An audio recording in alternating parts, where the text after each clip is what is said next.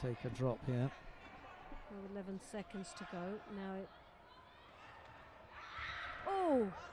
Oh, well, that was the desperate attack we've seen before, and it has worked from in the past. Aiming for that Kosota, but just lost it completely. But that was his only chance of coming back into this contest. Magomedov's initial reactions to Sabirov's attacks have always been good.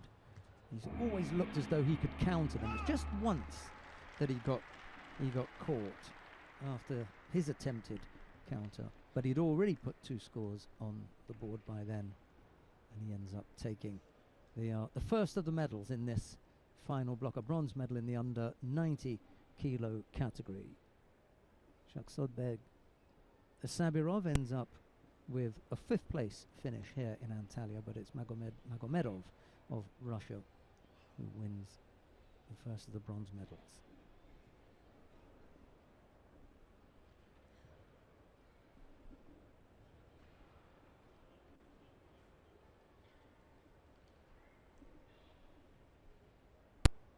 Bronze medalist in blue for Russia.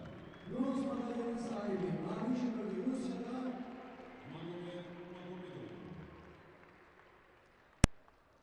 This is first medal for Magomedov in a Grand Prix. bu Magomedov'un bir Grand Prix'de kazandığı ilk madalya. Yeah, a few Russian fans there to wave to, just in front of that mat. Let's have a look at some of the highlights.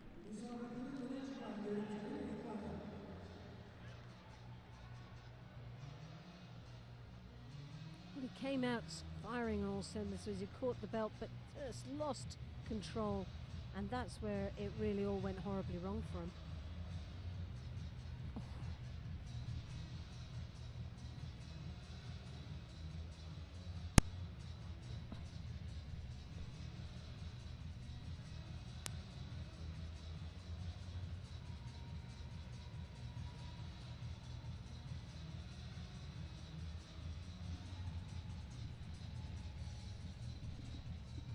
Well, we come now to the second of the bronze medal matches in the under 90 kilo category. Jung Hae-Chu of the Republic of Korea faces Alexander Kukolya of Serbia.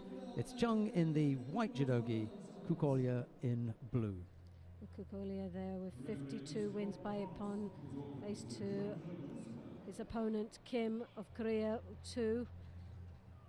So they're miles apart as far as experience is concerned. And one would anticipate that as the number 1 seed from Serbia would take this bronze medal. Well, we've had a good look at Alexander Kukolya today, and one of the things that concerns me is he hasn't been as sharp today as we've seen him in the past. No, definitely haven't, but he was up in a very tough half of the draw. He was challenged quite a bit with in his first match against Idriosov of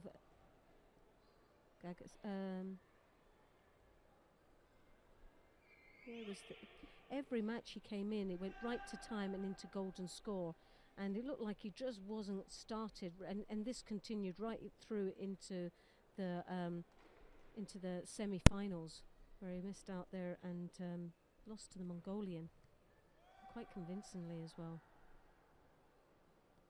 Young junior world bronze medalist back in 2011, 24 years of age.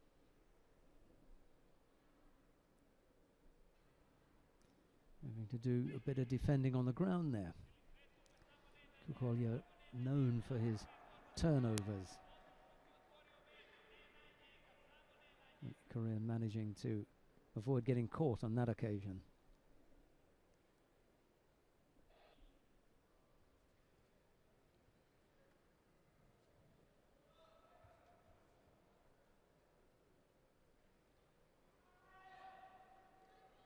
The Korean out there looking very light,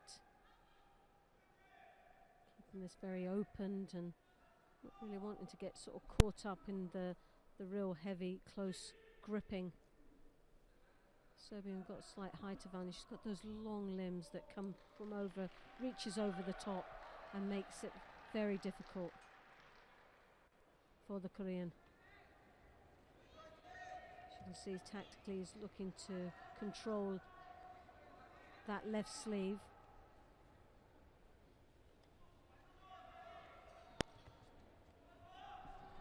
Uchimata's in.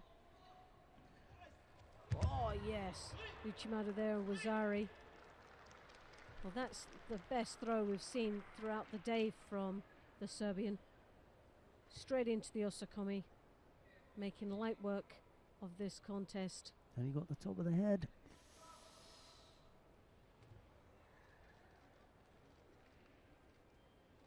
And that was enough. Just about enough. I thought, it did feel that he was going to get out, but no, a great win, and most probably, well, this was definitely the best fight of the day for him. When he stands on the podium, there'll still be that degree of, well, you know, feel as though I've missed out. But they'll put the medal around his neck. They'll hand him a check. He'll know that he's going to pick up some points. He'll, you know, hear someone else's anthem. But there'll be a moment when I'm sure he's going to think, hey, you know, it's a Grand Prix. I've just medalled at another Grand Prix. And I've got some cash. Well, I've got some money anyway. So some prize money. Sort of compensation then for having missed out on the big prize. Let's have a look at that Uchimata that Loretta was talking about.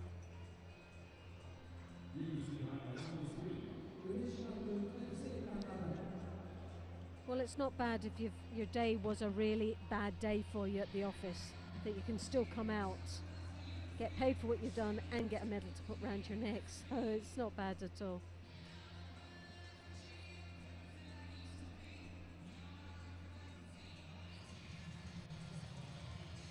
Hooks in, Uchimata, great range. Yeah, there's a point at which here you'd like to be a photographer and taking that photograph, and when everything looks absolutely correct. Just before he tips over a little bit, it's that point there. He came in with the Uchimata, but you could have seen the elbow. It was pointing upwards. For the Uchimata to get that power and lift, you want the elbow pointing down and the fist upwards. That would have given him the perfect tip on.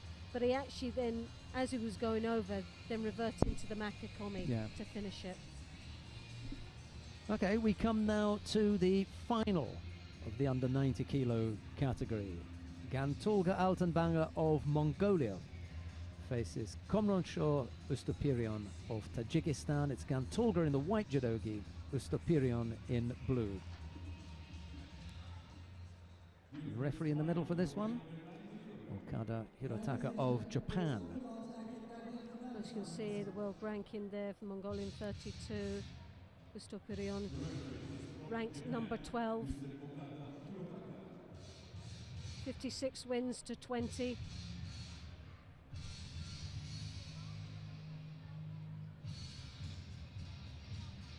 Well, Gantolga having disposed of the number 1 seed, and before that Safguliev of Azerbaijan and Marchitan of the United Arab Emirates, has put down a bit of a marker here. Yeah, 21 years of age, and already the results that we've looked up on is 7th in Tbilisi last week, 4 Grand Prix medals last year. But Ustupirion, 7th in Dusseldorf, in the Grand Slam in Paris, 7th place, Asian champion, and a 5th place in the World Championships back in 2015. But he has been very impressive today, very impressive. What I like about him is the openness of his judo and the ashiwazas that he's got makes him very, very dangerous, and is what's really put him in this final.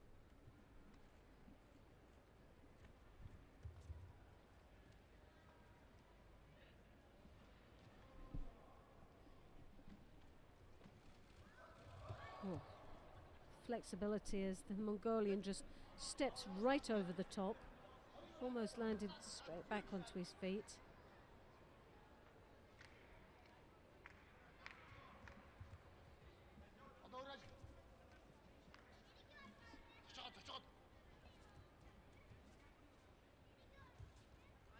Mongolian again with that left hand on the lapel, controlling his opponent's left sleeve as he steps through into the Uchimata.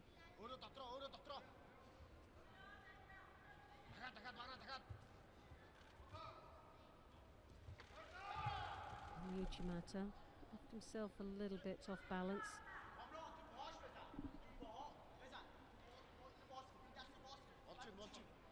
Antolga good on the grips, very controlling. And takes that left hand on the lapel. Turns, takes the sleeve.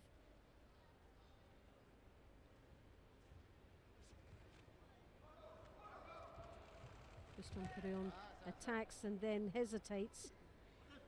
Mongolian comes back in to counter.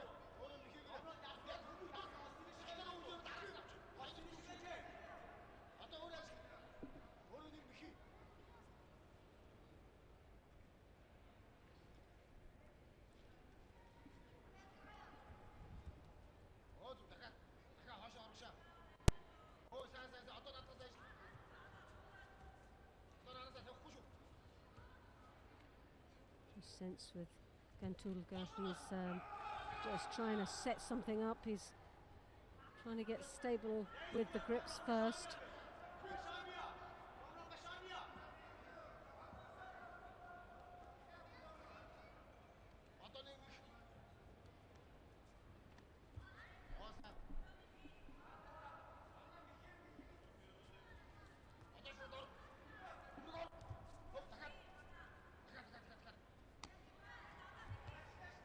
That left hand over again, and that's where the magic happens. He hooks in with the Uchimata. Panics there when he feels the resistance of his opponent for that counter.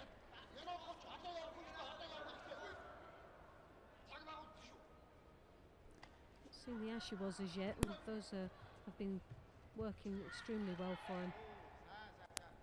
Minute and a half left to go.Ustapirion seems pretty sharp when it comes to being prepared for that counter now, the Uchimata, and he's kind of waiting for it. Gantulga's going to have to think of something else. Well, Gantulga, we know he's got good Ashiwas and just waiting for that. He seems to be showing. He's a very clever fighter. He shows for so long a technique and then just goes to the complete opposite side now. As you can see, instead this time he waits and counters.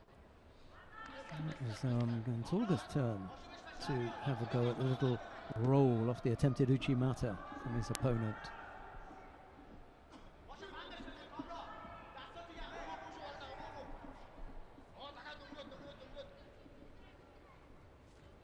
Uchimata.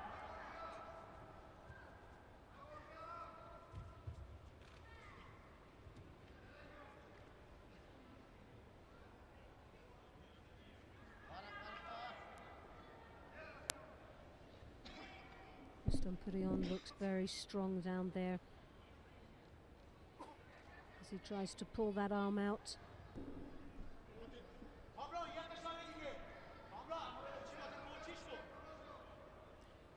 21 seconds left to go. Tolga, just suspect, may have a little bit more left in the tank than Ustapirion if this has to go into golden score.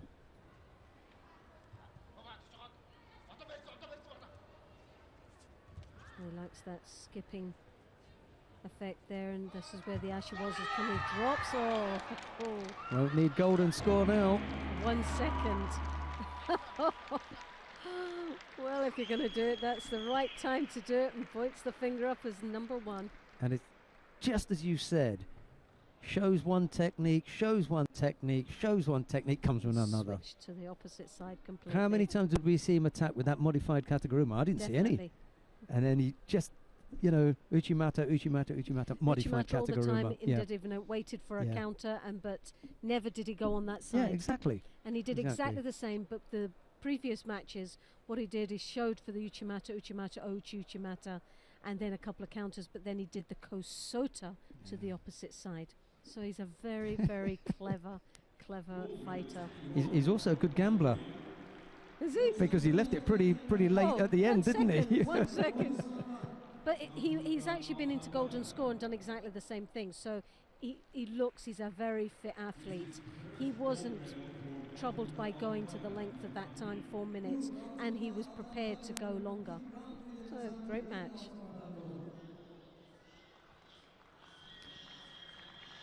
Well, that's a nice long look that we've had at Gantolga today.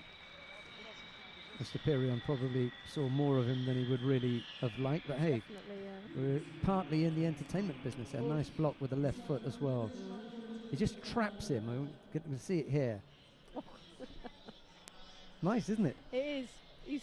He's just such a clever fighter. Definitely. Traps him with the left foot here. There he goes. Drops right underneath. Yeah. And never once did he see that one coming. No. There's everything there except that right arm. And then he just puts that up. And even to that last moment, he showed as if he was looking for that sleeve. He leant forward as if he was going to reach and then dropped straight underneath to the opposite side. He's beautifully executed. And the timing was superb. 1 second. Gold medal for Gantolga Altenbanger of Mongolia. Right. If you're going to upset an athlete, you don't do it where they've got plenty of time to come back. No. Coming up next, Zarina Raifova of Kazakhstan faces Kumush Yuldashova of Uzbekistan. It's Raifova in the white judogi, Yuldashova in blue. Well, as you can see, the head-to-head, the statistics for both these athletes are very, very similar. And this is going to be a very hard slog of a match going in for this bronze medal. Referee in the middle for this one is Vladimir Nutsubidze from Georgia.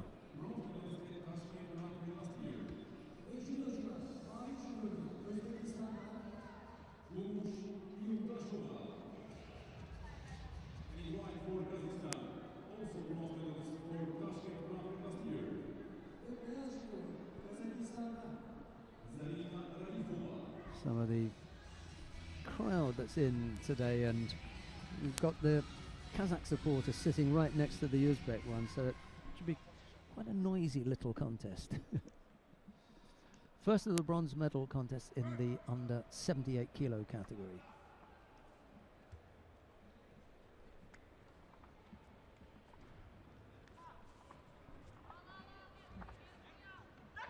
Going straight in with the Osota. Great counter though from Uzbekistan. That was a great positive start from both these athletes. Straight in with that Osotagari. Well anticipated. Took hold of that sleeve and started to rotate to counter opponent. Just wasn't strong enough on the turn.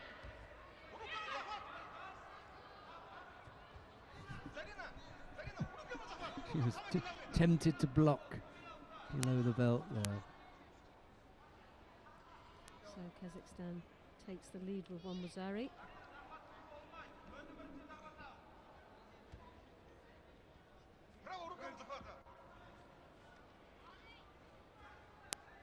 Yuldashova picks up the first Shido now.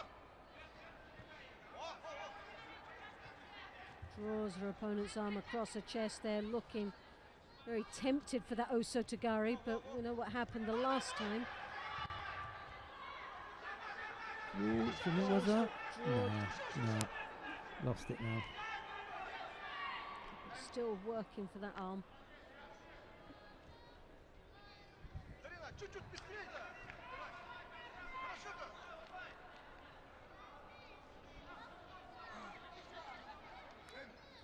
We saw him in the coach's chair on the opening day.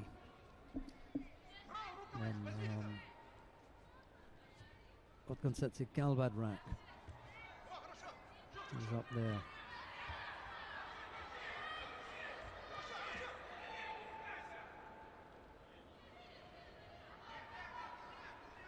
Over Very strong down there, working away in the Niwaza, looking for the Shimiwaza. She digs in there.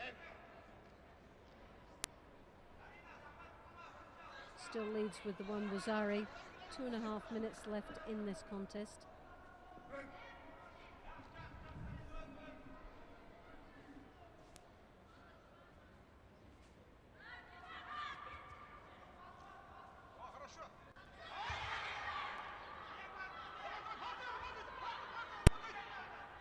Both of our recent result was a European in the European Open in Prague, picked up a bronze medal.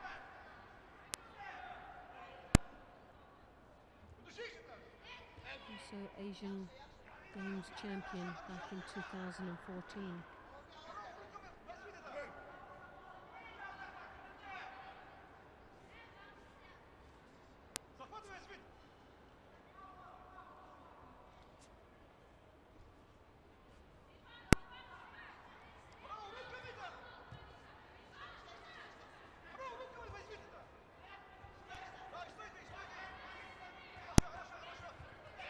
Kondashova tactically working off her opponent's right sleeve, trying to maintain that grip. And working off there, she comes through with the Makikomi. Kazakhstan now looking for the Niwaza, has always shown that she's quite competent down there.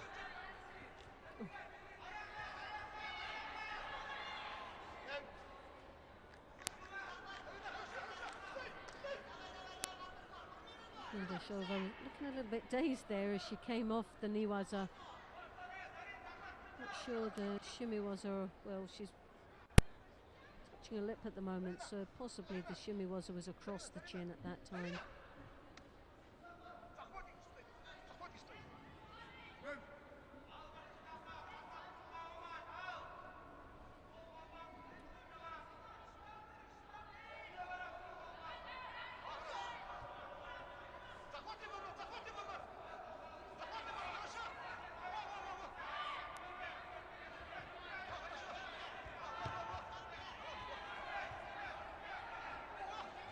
Also Tagara there in the Kazakhstan.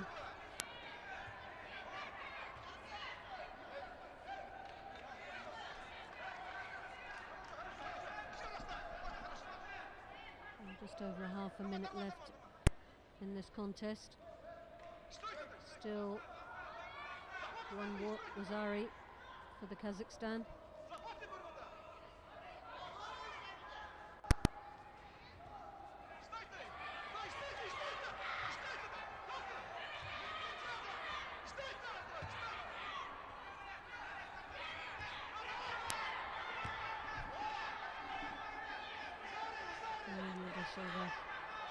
Looking very tired out there.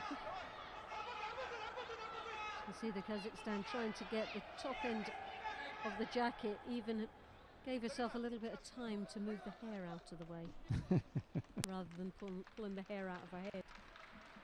That was nice. Being very polite about it. Yeah, she did pick up a bit of a bloody lip, didn't she? Yeah, well, she was in a bit of a war there. Sorry, Yuldashova, beg your pardon. Definitely in a war and took the receiving end of that punishment. Bronze medalist E1 for Kazakhstan. Bronz madalya sahibi beyaz judocu Kazakistan'dan Zarif. Single score was enough for Raifova to come up with the win. She limps off, having picked up a bit of a bump to the right leg. Let's take a look at the highlights.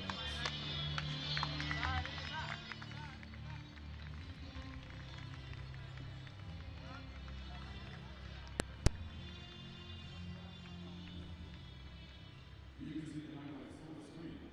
see the highlights on the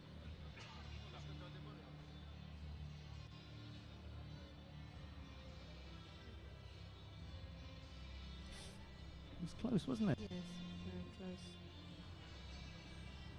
She almost comes up with her own counter here. She actually just got a leg buckled under that last effort of the turn. Yeah, and that's why she was limping off. Yeah, Raifova limped off with that right leg.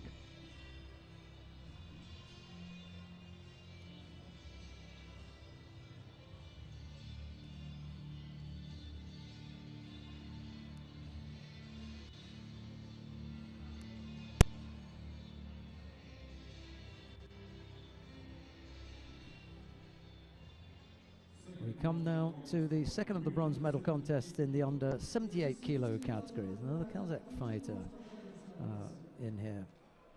This time it's Albina Amengeldieva. She started the day off as the #1 seed. She's up against Yahima Ramirez of Portugal. It's Ramirez in the white judogi, Amengeldieva in blue, and the referee in the middle for this one is Siniša Skrbić of Serbia. Loretta. Well, Ramirez from Portugal, 37 years of age, has had an impressive track record over the years. And what would she would say, her famous words are now, don't get a penalty. Yeah, no shidos. No shidos. No shidos. But 7th place in Tbilisi last week, Portuguese champion, and 5th. It's one of her best results, 5th in the World Championships. Kazakhstan, well, we have 7th in Baku and a 7th in Dusseldorf. So she's always been there around the medals, but just not picking up one as yet. So now she's in this bronze medal final. Will this be the day she gets that medal?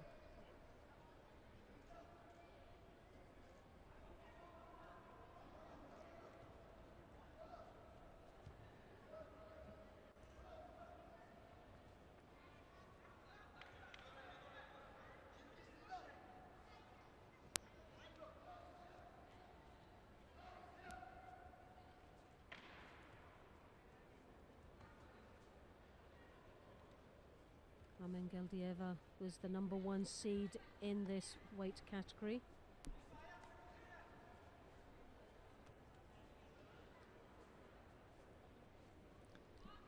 He's given them quite a long time here. It's well Definitely. into the, well, just about to say. 50 seconds. Oh dear. Picks up a Jinxed it. shido.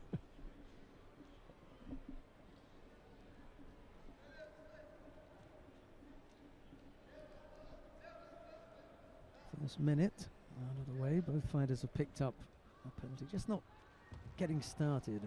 Did Hizagaruma there maybe from Ramirez.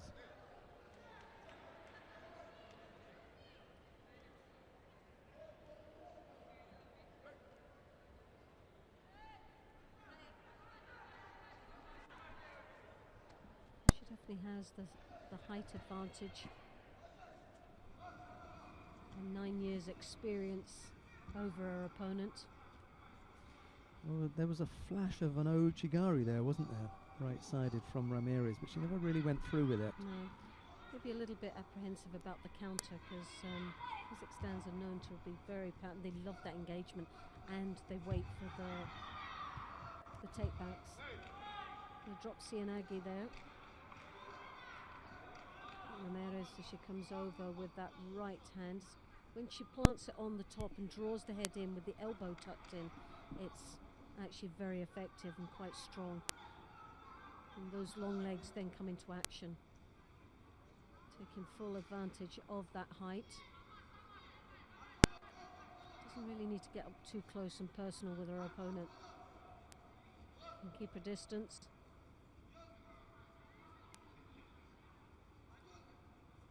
Taking that lapel and throwing that arm is what she needs, but not reaching forward, because we've got the drop Sianagi from the Kazakhstan.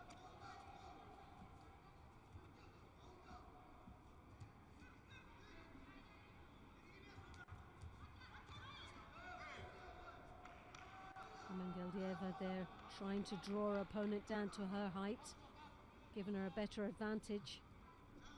Normally drawing the head down allows them to just, when they lift up to try and get out of what was a really uncomfortable situation, she can then leave herself open for the drop Sianagi.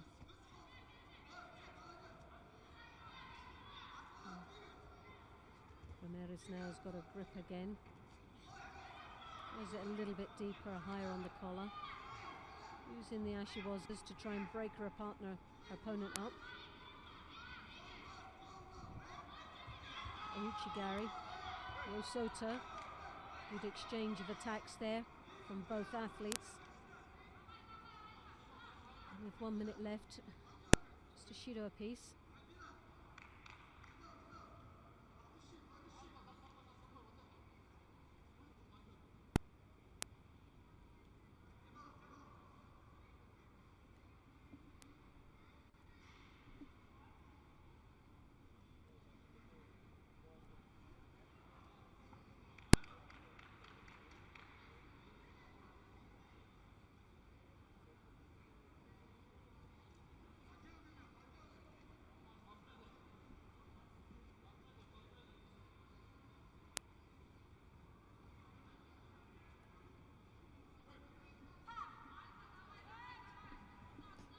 Into the last minute then.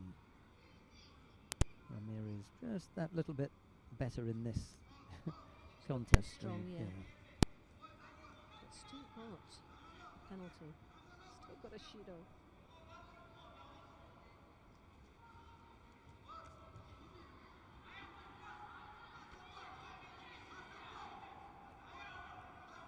And she looks like she's in a little bit of trouble here. The head's starting to go down, and as you can see the weight's going onto her heels, and Kazakhstan will be looking to switch it to either an Ouchigari or Kochigak. Just waiting for a little bit more leverage, and then the Sutemi Waza, she comes underneath.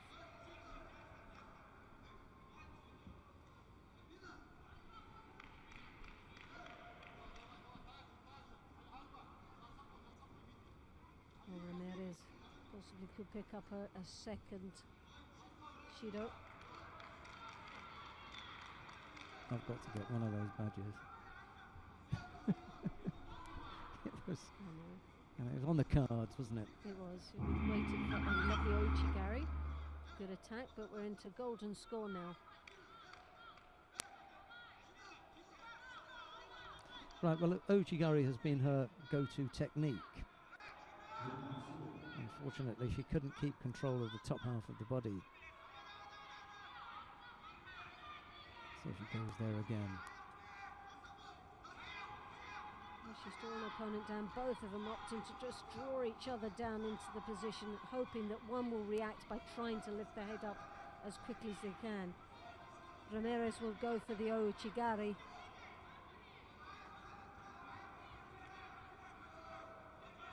She's got to take a little bit of pressure off the head. Well, both will pick up. Well, both of them are going to pick up a Shido, and then it means Ramirez will lose.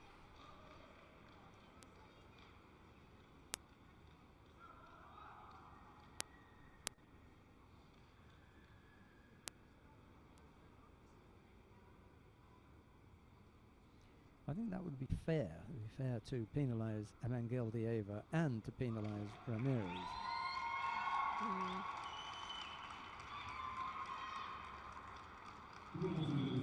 Well, obviously she's going to be happy. She was one. See, this is where I'm not sure with the Shidos being followed through into the golden score, because you get that type of situation. Yeah, it's definitely something that they could look at, decide whether or not they're going to change the way that they record the Shidos so that during the golden score period you start from scratch. Yes. But with someone like Ramirez, with the greatest of respect, you're likely to get what you got in the first part. You're just going to get more of it. Yes, possibly. But it is whoever gets the first penalty, do you know what I mean, at the end of the day. But someone who's goes into a golden score, doesn't have a penalty, and knowing that her opponent has two, then she can do something like that. Grip on, pull down, be negative, but also make her opponent look the same, look very passive, without doing anything, knowing that she can afford to pick up a Shido doing something like that, which is against the spirit of the judo. We come now to the final of the under 78 kilo category. Yarden Mayasin of Israel faces Anastasia Dmitrieva of Russia. It's Mayasin in the white judo gi, Dmitrieva in blue.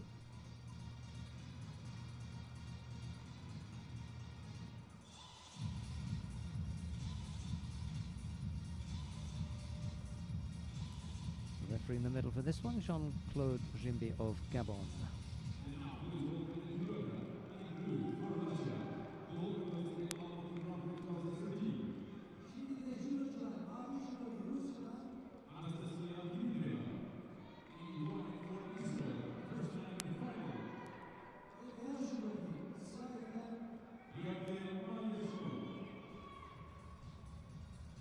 Well, this is a final with another Israelian, and they've already had 3 final matches. Is this the one that they're going to take the gold medal? 3 finals so far, 3 silvers and 3 bronze medals.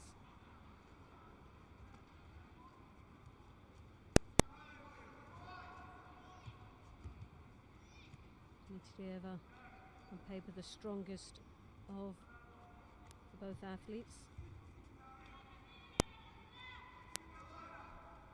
Latest result for Dmitrieva, European Open in Sofia,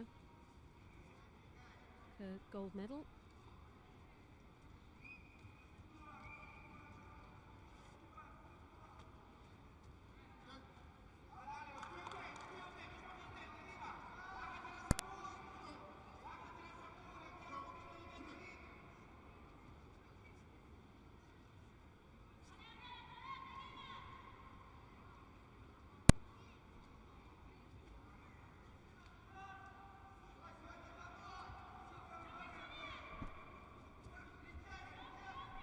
Mason had an outstanding performance in the previous semi-final, where she beat the #1 seed Amangel Beldieva of Kazakhstan.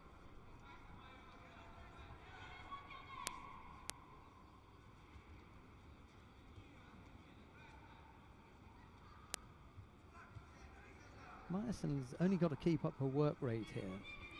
You know, in Dmitrieva, we haven't got the, you know, the biggest thrower in the category.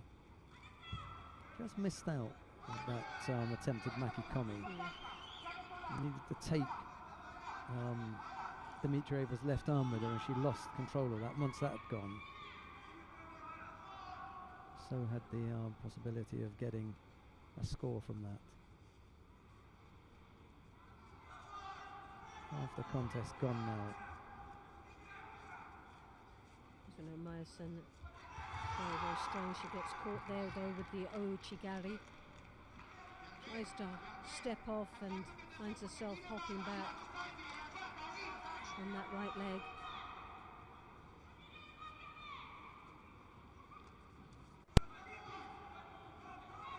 And a strong right-handed grip there. She throws it over the back, but leaves herself again wide open. Dmitrieva just playing a waiting game now. So had drawn in, but she's just waiting. You can see the head, but the knees were bent, and she was bracing herself for that attack. Anticipated that counter very well.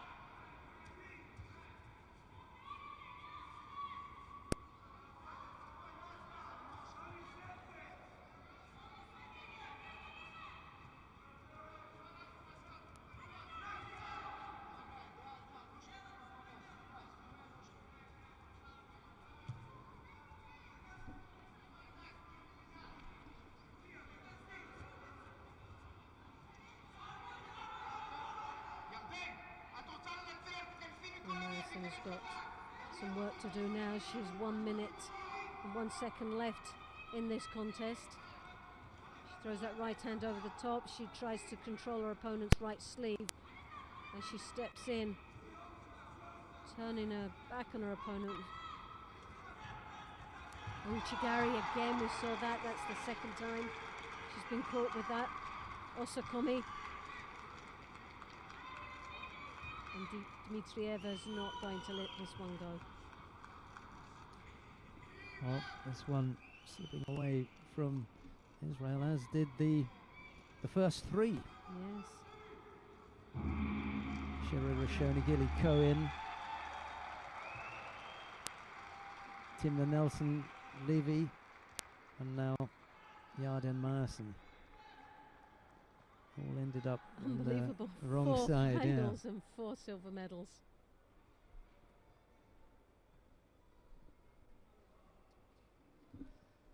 All 4 will go home with silver medals. But Anastasia Dmitrieva will be on her way back to Russia tomorrow with a gold medal. First time for Anastasia Dmitrieva. Altın madalyanın sahibi mavi judocu Rusya'dan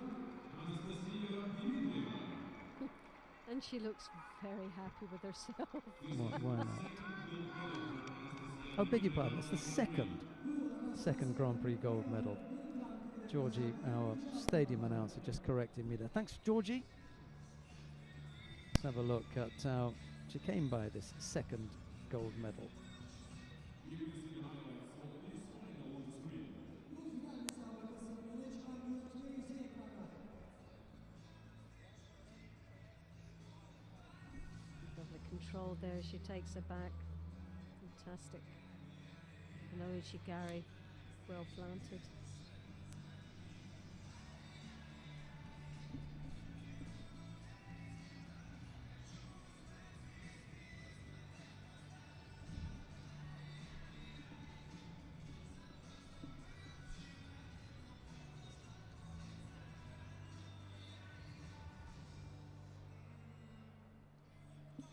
I think we've got the awarding ceremony for the men in the under 90 kilo category coming up next.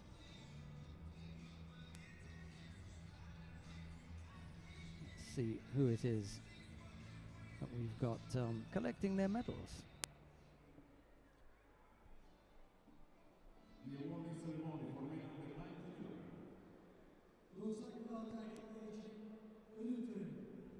The medals are presented by Sport Director of the International Judo Federation, Mr. Armen Bagdasov. The bronze medals are for Serbia, Alexander Kugol, and for Russia, Magomedov. The bronze medals go to Alexander Kukolya of Serbia and to Magomed Magomedov of Russia.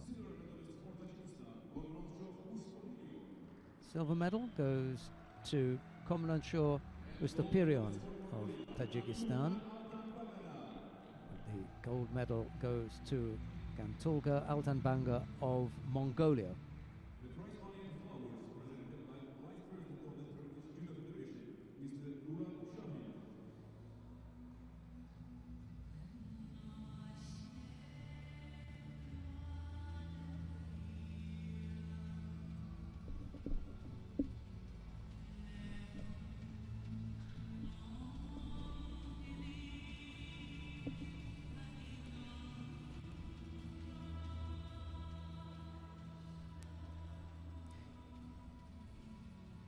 Well, I think we've seen enough of Gantolga to give us an indication that he's going to be useful on the international circuit. There are a few here that, you know, a little bit of this, a little bit of that, but Gantolga, I think he may have something about Definitely him. something a worth- little bit special. Yeah. Okay, the national anthem of Mongolia.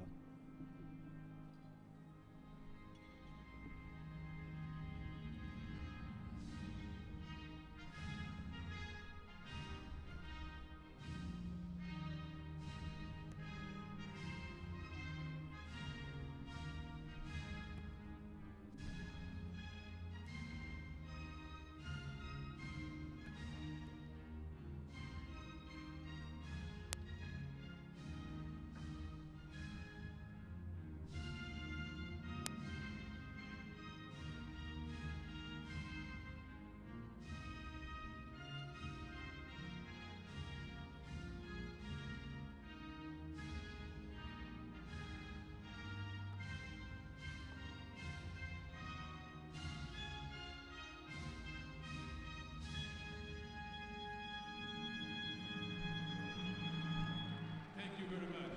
Çok teşekkürler. Family picture between you and judoka. Ve şimdi de judocuların aile fotoğrafı.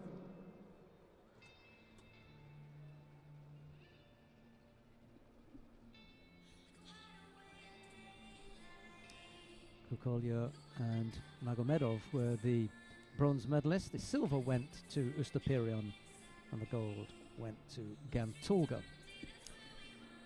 We've got the first of the bronze medal contests in the under 100 kilo category coming up now, and that features Elkan Mammadov of Azerbaijan. He's up against Ivan Remarenko of the United Arab Emirates. It's Mammadov in the white judogi, Remarenko in blue. You see both heads to head, so Mammadov in the driving seat here with the 2 wins. So we're coming in very confident in this match.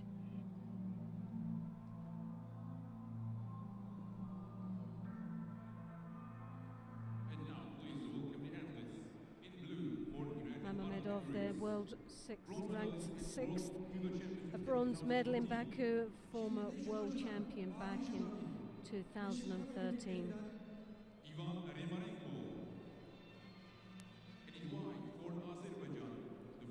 Remarenko, age 28, 7th place in Tokyo, 7th place in Tbilisi, and a 7th place in Tokyo Grand Slam. Samson last year 7th place, and already he's bettered that position here today, finding himself in the bronze medal contest here.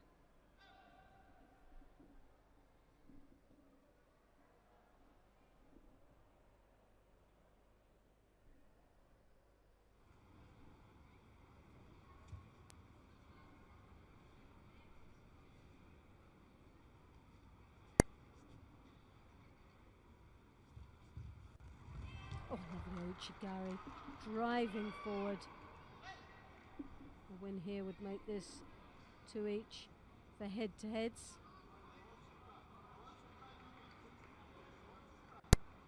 What a great start that was. I would have liked that for a score. Kosota. So did I. And it's on the board. Mammadov leads in the first half a minute. Lovely control on that technique.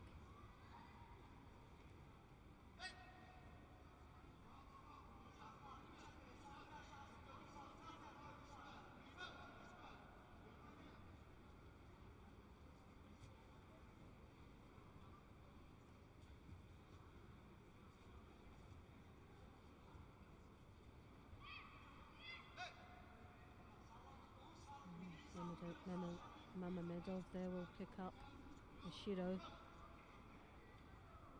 Drawing his weight on and very defensive there on that sleeve. Oof, left himself a little bit open there.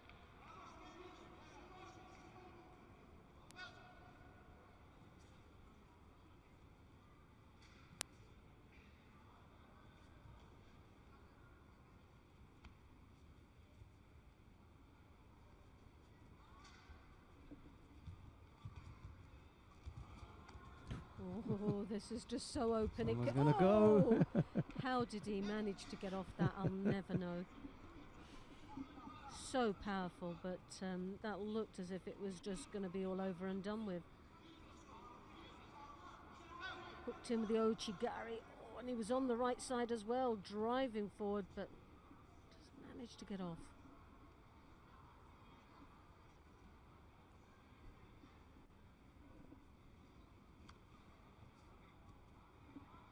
Marenko now starting to settle in this contest. Started off very rocky with that opening attack, really unsettled him in the first minute, but now starting to settle in.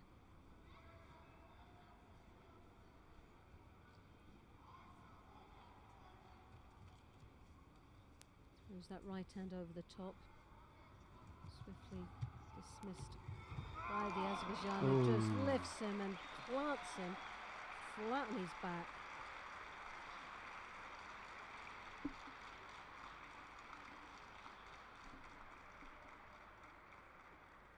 And he gets up there looking a little bit relieved.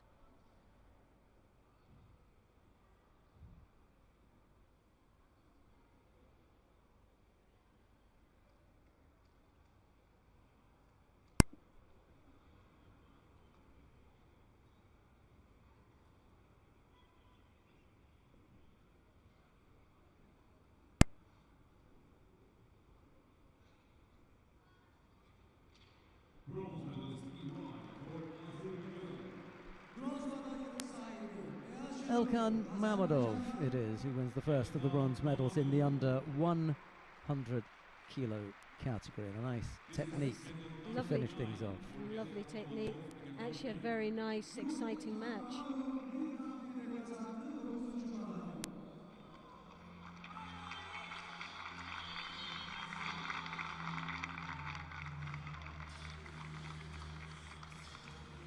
These are the highlights of these bronze medal moments on the screen.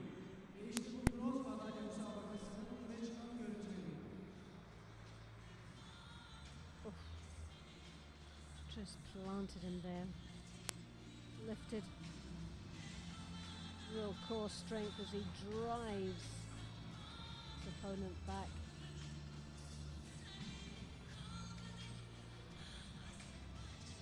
Such power from the Azerbaijan. Amazing bit of judo.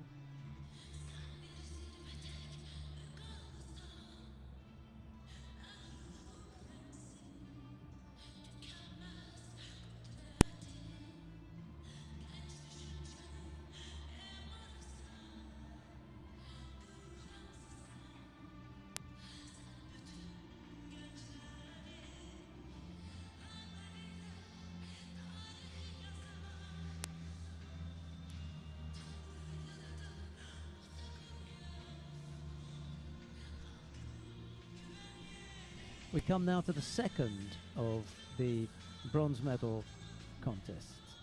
Soyib Kurbanov of Uzbekistan faces Niyaz Ilyasov of Russia. It's Kurbanov in the white judogi, Ilyasov in blue. Ilyasov ranked 100 to his opponent. Kurbanov number 9. Quite a big difference on the world ranking. And overall, miles apart as age. 8 years of a difference between both these athletes. Kurbanov was number 2 seed in this tournament, 5th place in Tbilisi, 3 Grand Prix medals, and 2nd in the Asian Championships. Ilyasova, 21 years of age, junior world champion back in 2015.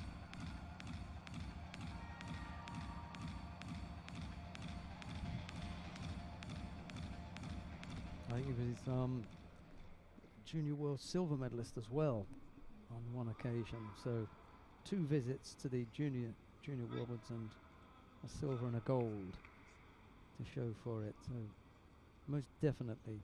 Definitely potential in that team, isn't it?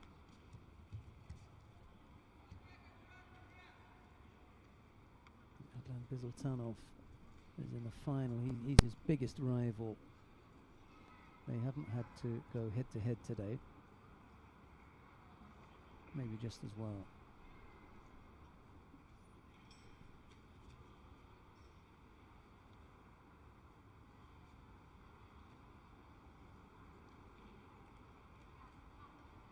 Ilyasov there's that comes over the top, drawing his opponent down, tries to get deeper towards that belt grip. Kurbanov just keeping his opponent at bay, but oh yes, such control.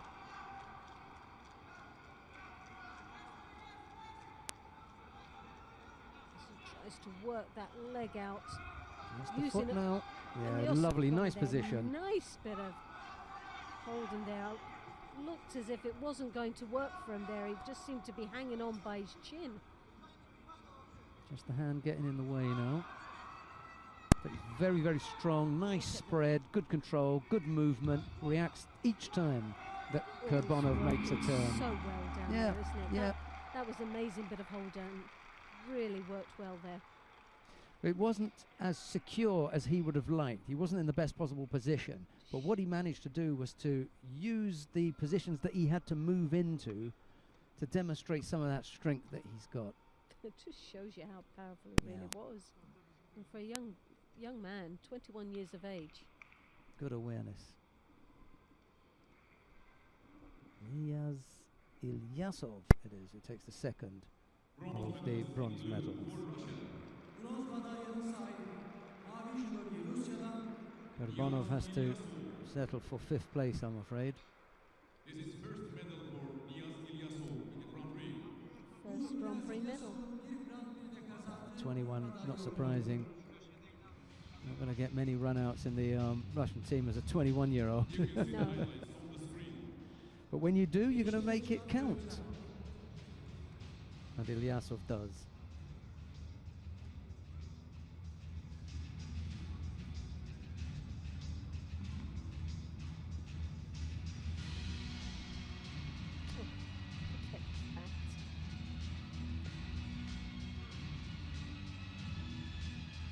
When you see it in the replay, you just realize how good the technique was.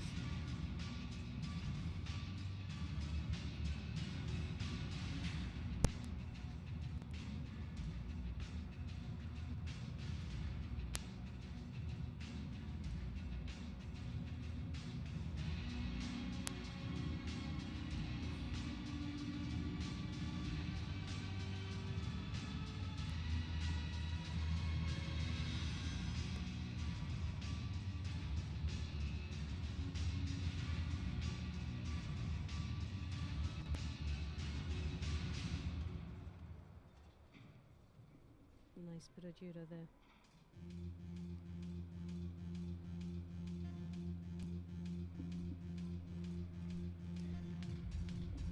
Well, we come now to the final of the under 100 kilo category. Maxim Rakov of Kazakhstan faces Adlan Bizultanov of Russia. That'll be Rakov in the white judogi, Bizultanov in blue. Well, they have a head-to-head, and Rakov was the winner at that time. He has the advantage of knowing that coming into this And now, please welcome the judoka final. in blue for Russia, 3-time Grand Prix gold medalist. Ve şimdi judocular mavi judogi Rusya'dan Rakov, world champion back in 2009, Asian champion, championships a 3rd place, and just recently silver medal in the European Open in Poland. And 4-time Grand Prix gold medalist, ve beyaz judogi Kazakistan'dan Maxim Rakov.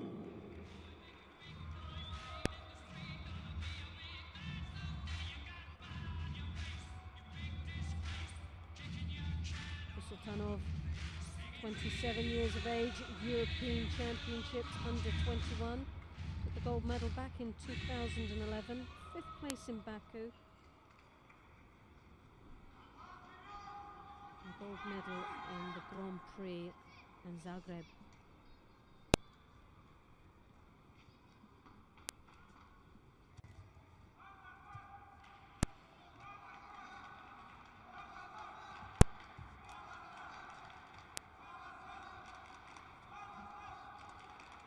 Sultanov there, very strong right hand high collar grip, drawing his opponent down to his knees as he comes up, attempts the Oso Tagari.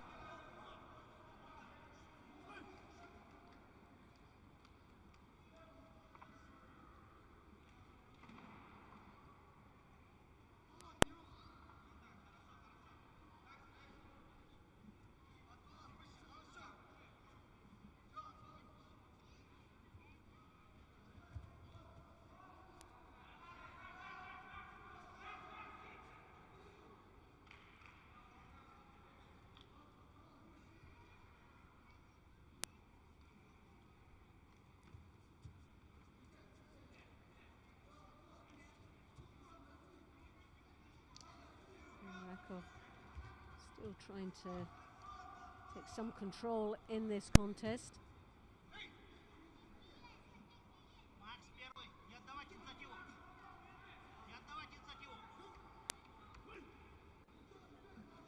Rakov takes the first Shido for lack of engagement in the contest.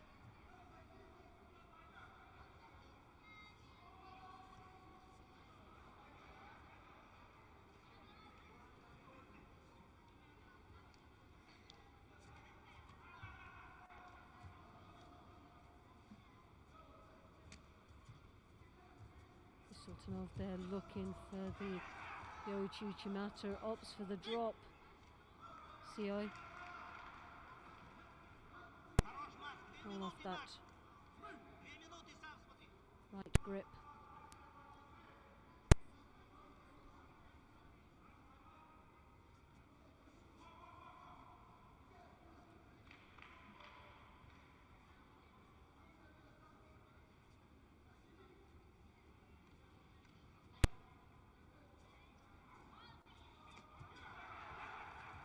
Steps right across there, lovely attack, scoring Wazari.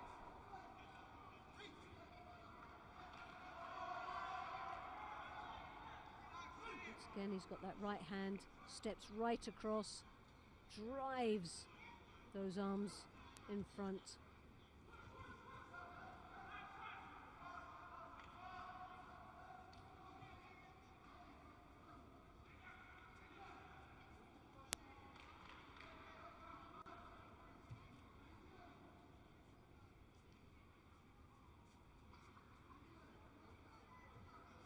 Once more.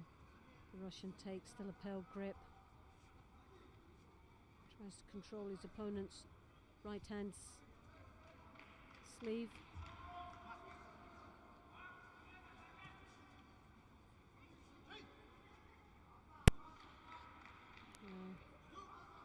Again, Rakov will take another Shido, but also Russia will pick up one as well.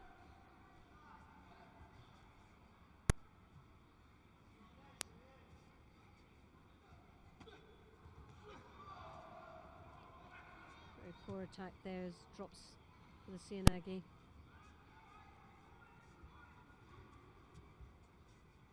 Once again gets that lapel grip.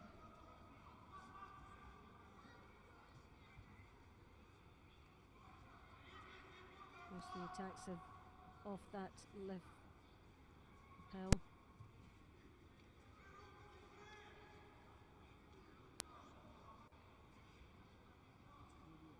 "19 seconds left in this contest.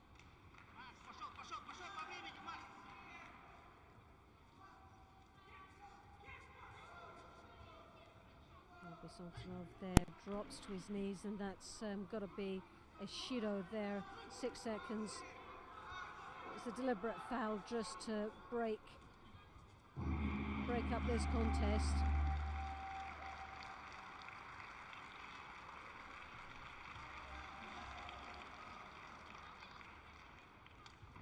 Well, it started off very, very exciting, this match, and ended up being very flat at the end.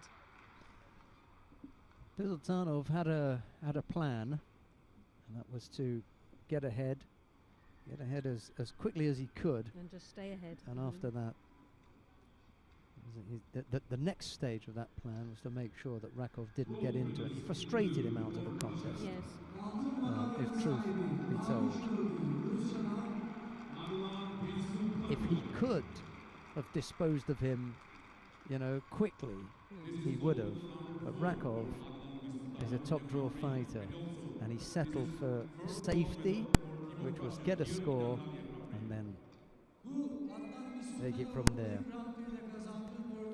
Maxim Rakov has to settle for silver. It will be Sultanov who we'll see on the top spot. Just the one score.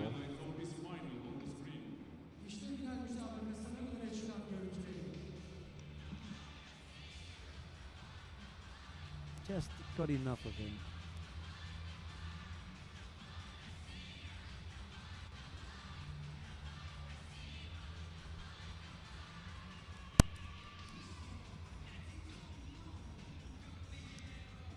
Okay, I think we've got another awarding ceremony coming up now, haven't we? Yes. With the women in the under 78 kilo category. Look as though they're ready and waiting to take to the stage.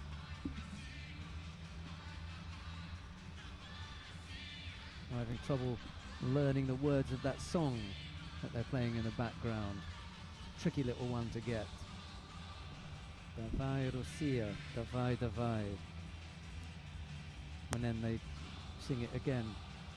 Davai Russia, Davai Davai. I think I might have cracked it, I think I've nailed that one. I think definitely Eurovision Song Contest here. Eat your heart out. That's all Absolutely. I can say. They didn't take long to invent that one, did they? Go, Russia, go. Go, go, go. Right, here we are then. The lineup for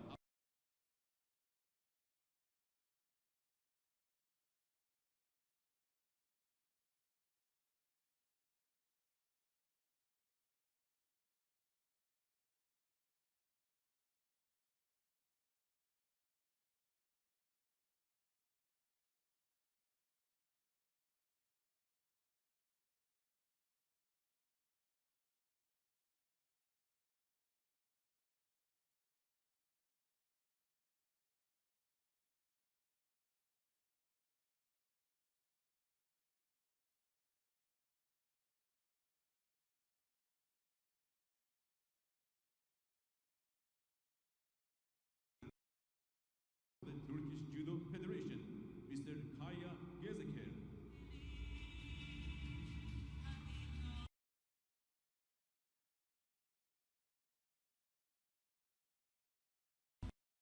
go to. I'm just trying to think of where it is they're going for the Asian Championships. I think Africa goes to Madagascar. The Pan Americans will be in Panama and Oceania. I'm not quite sure where that one is. Have a look, I suppose. Check with my chief and see where they're going. The Asians. Asian Championships. Yeah, me too. That one beats me. I'll have a look anyway. Dr. Cusack will look after we stand for the national anthem of Russia.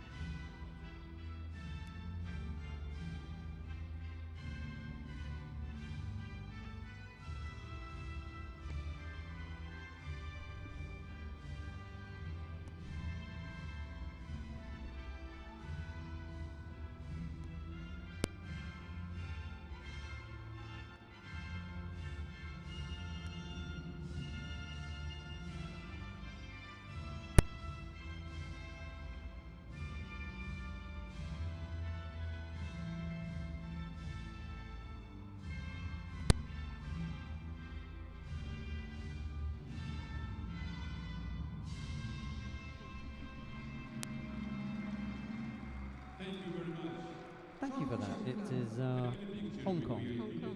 Yeah, Matthias and Loretta were correct. They said that in unison.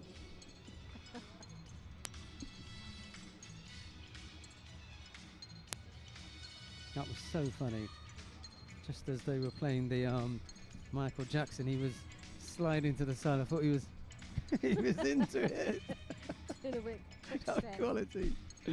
Amangeldieva and Raifova took bronze medals. Meyerson grabbed the silver, and it was Dmitrieva who took the gold. We've got the plus 78 kilo category now. The first of the bronze medal contest features Kubra Kara of Turkey. She is up against Santa Pakinita of Lithuania. It's Kara in the white judogi, Pakinita in blue. Kara world ranked 92, Pakinita 15. The Pons won 27 to 15. Pakinita, obviously the more experienced of the two athletes. Mavi Judogi, 2016 Abu Dhabi Grand Slam bronz madalya sahibi. Litvanya'dan Santa Pakinite. Beyaz Judogi, kıdemli judocular Avrupa Kupası şampiyonu. Türkiye'den Kübra Defeated in the first round by Atuga of Mongolia, who then lost to Sayed.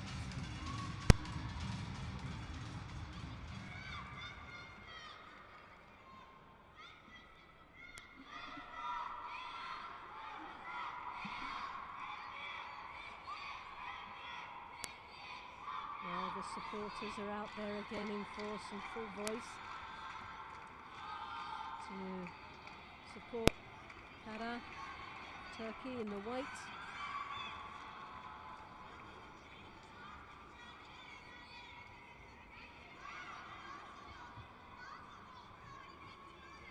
You see Pakinita. Quite a difference in size here, which will give her the advantage. Fakara is about trying to move more like a lightweight out there and break down the balance. Put pressure on the Lithuanian.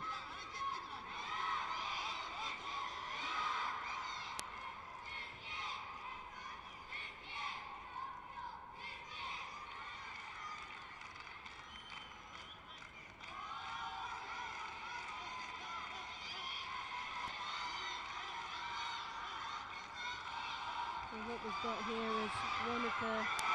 Oh, what a counter there! Scoring a Wazari.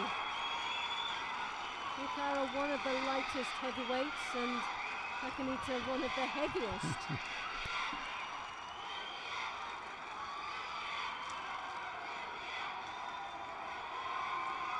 Reminds me of scenes from the World Team Championships that we had here some years ago when the Turkish women's team took a bronze medal. It was pandemonium in the stadium as they took that bronze medal. Yeah, there's another chance for a bronze medal and a Turkish woman. Yes. Like that.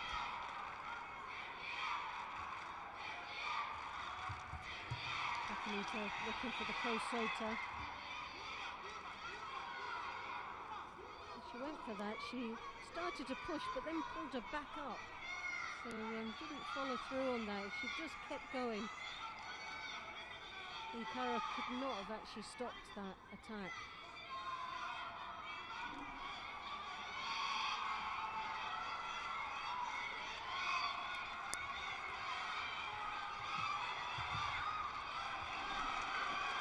Pakinita once again goes the leg across. And Kara now looks for the Shimiwaza. Don't think it's already called that out. Oh, look at the teammates there, all off their seats, supporting Kara all the way. Pakinita under a little bit of pressure now. It still has 1.5 minutes left in this contest. Well, it's a long time out there for Kara.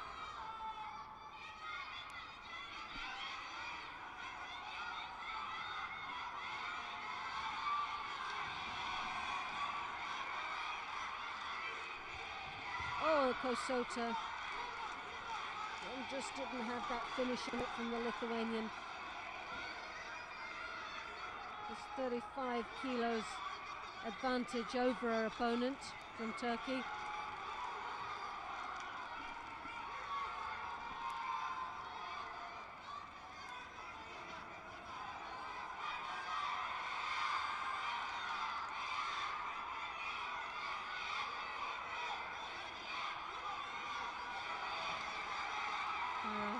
Trying to stay light on her feet.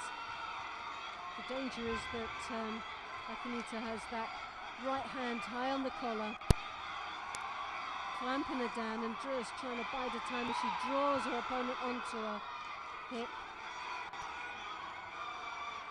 Now for Kara, she needs to start moving her opponent about. She'll pick up her Shido here. One each. But for Kara, that puts 2 on the board. But they've decided to take that one away.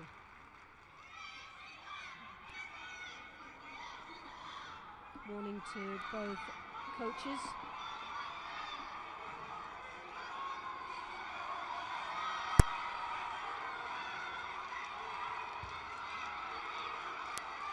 Pakinita again drawing her opponent on. She's got the high collar grip, which is very strong. She steps across.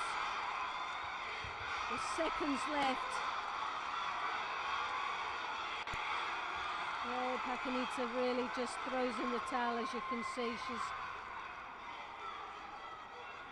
picking up the second Shido with 3 seconds to go. Is she going to manage to get across? Well, for Kara, no. And a bronze medal goes to Kara, and to the delight of this fan club over there.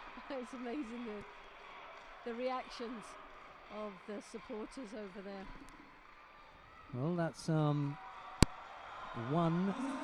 out of 3, and I say 1 out of 3 because there's a possibility in the next contest of a Turkish medal, and there's a possibility in the final of a gold medal for Turkey. Well, so they could go 3 for 3. Get their gold medal. Well, they had a go yesterday, didn't they? In the under 73 kilo category, they missed out. They've had two opportunities in the finals, one yesterday and one in the first day, and here we have in the last day they've got another chance.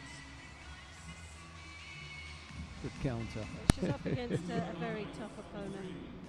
Right, let's take a look then at the chance for Turkey to come up with a second medal in the plus 78 kilo category.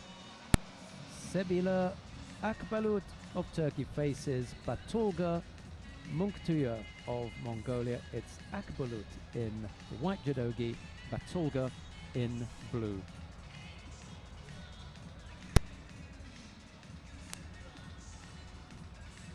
There it was. Score.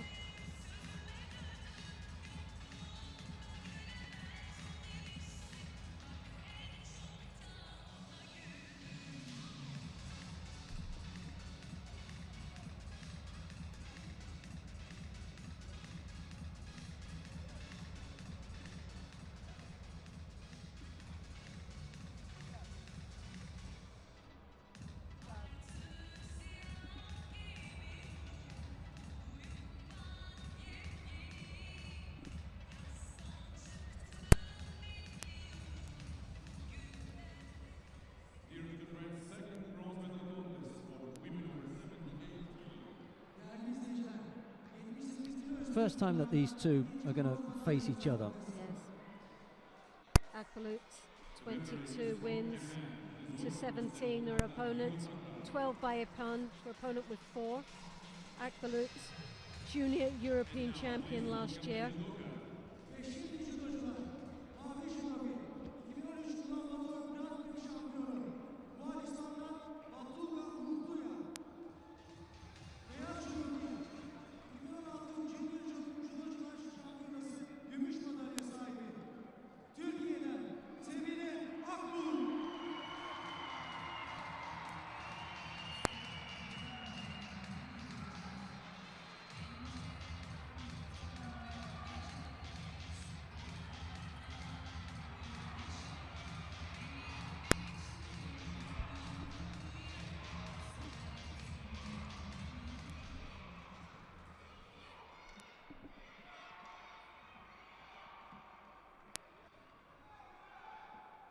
Akbalut representing Turkey in the white gi.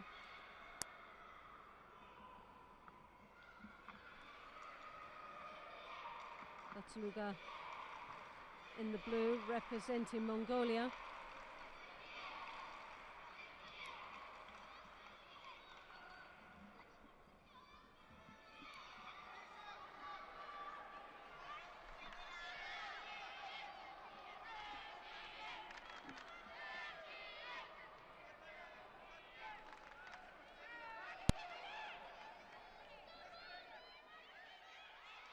Akbalut there anticipates that counter, turns nicely into her opponent.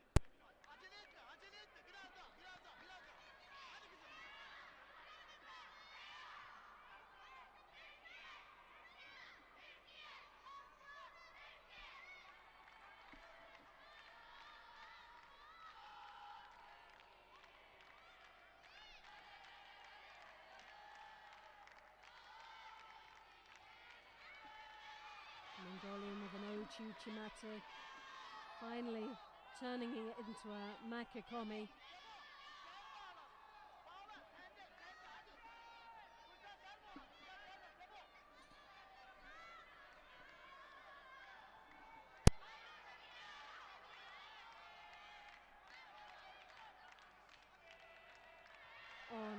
the Ko-Chigari there from the Mongolian, then follows through into the Niwaza. Hooks behind the arm. Tries to rotate her opponent over, but Akbulut follows through.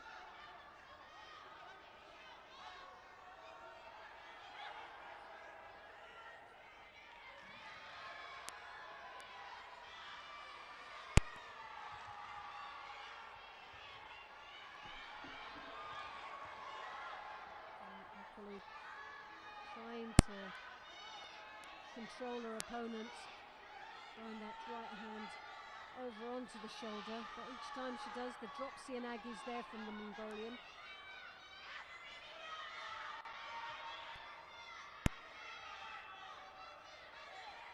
That's where that right hand comes over the back.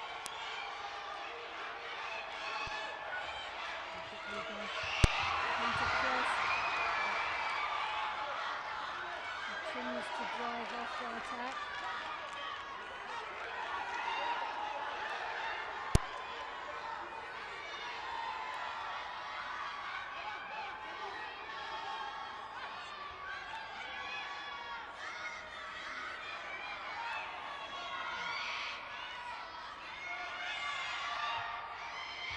There again for another attack. Moves her opponent, steps across.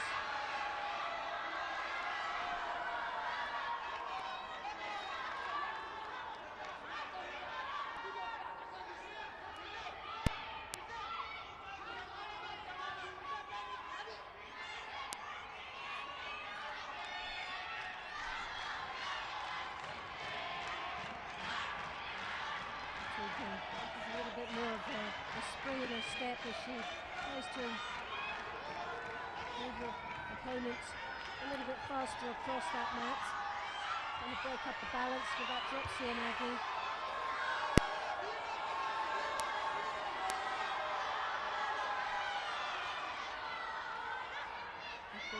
Picks up her second Judo.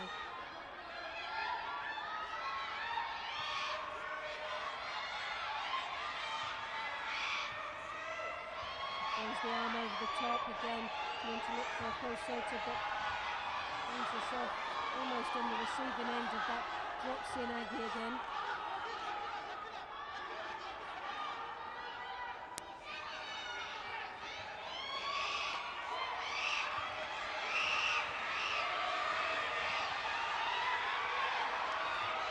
Matilda dismisses that turn. Half a minute left in this contest. Matilda still leading with the one Rosari.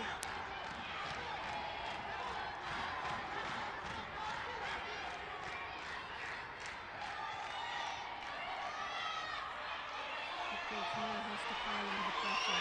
Is she capable of stepping up into the next level? Or she's had just that one pace and doesn't seem to really have any more energy in the tank.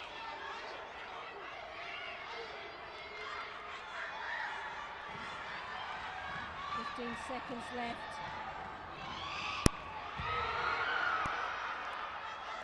Oh, that was her chance there with 7 seconds left.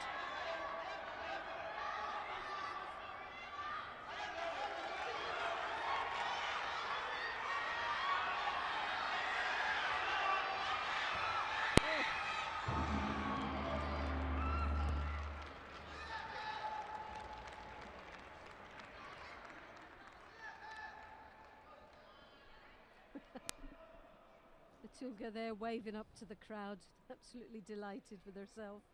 Just managed to drag herself to that end of contest time. It was draining, wasn't it? Crowd cheering on Akbulut. Matilda just hanging on there.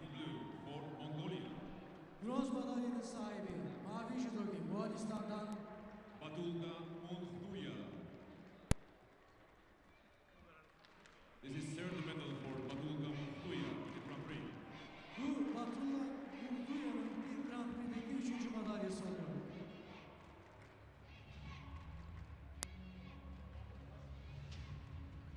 You can see the highlights of this bronze medal contest on the screen. We're going to take a look at the highlights from this one, and then we will be back with the final. Unfortunately, the Turkish team couldn't make it 3 for 3. They will get 2 of 3 medals, but the one that they really like now to close out the day is a gold medal in the plus 78 kilo category, and we're going to find out right now if they can achieve that, because Kara Sayet of Turkey faces Larissa Çelik of Bosnia-Herzegovina. It will be Sayet in the white judogi, Çelik in blue.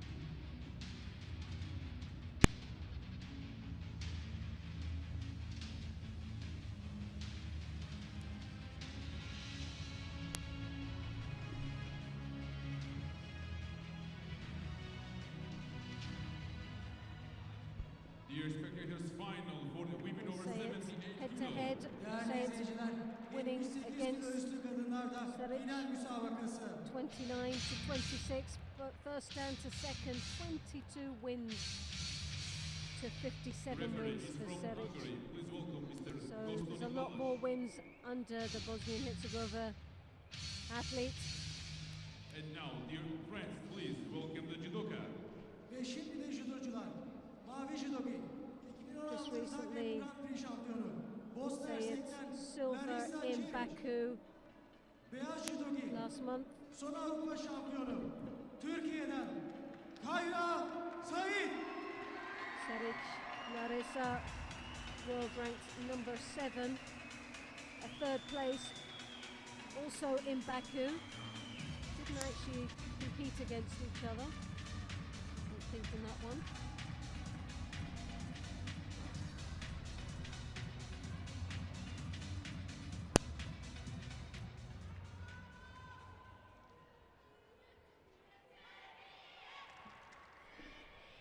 Very composed as she comes in, trying to stay very cool. I don't think she's got any other tempo. Yeah, most probably inside it's eaten away here. The pressure is on this young lady from Turkey. Chance for Turkey to get their first gold medal in this weight category and in the tournament.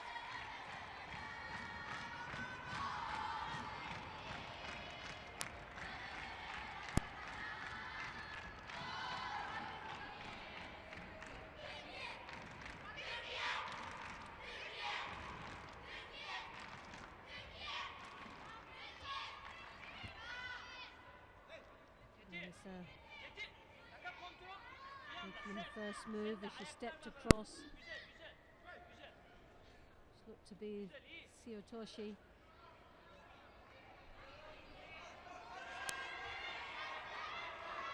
So it comes over with that right high collar grip.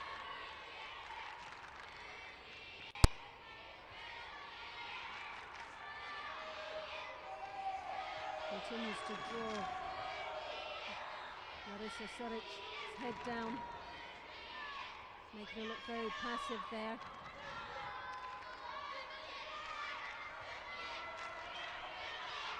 Tries desperately to get her head out of that position. A lovely attack there, scoring. Awazari now finds herself in the position and almost very close to hold her opponent down, but as you can see, her legs caught up there, and she's opted not to have a go there.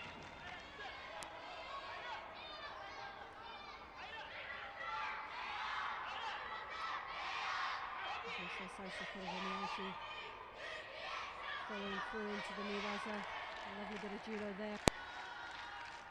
A lot of power generated into that technique.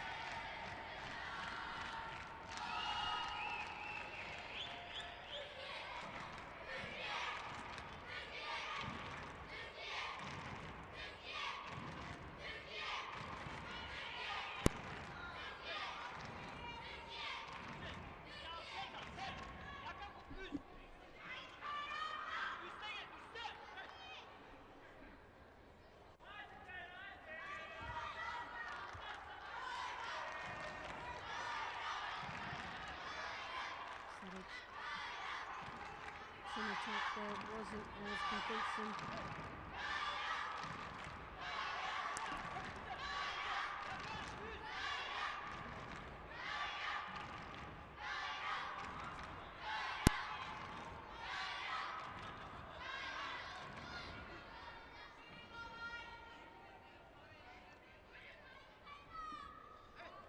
Say it. Just blocking every movement from Larissa. Anticipating every move she's making now. Once more she takes that hard collar grip there, say it. Drawing head-to-head situation now.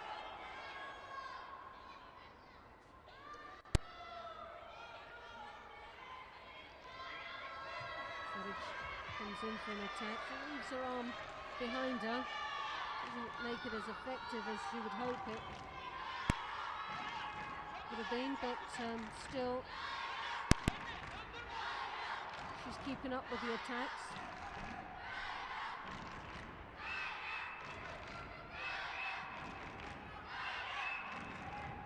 Just under a minute now left in this contest.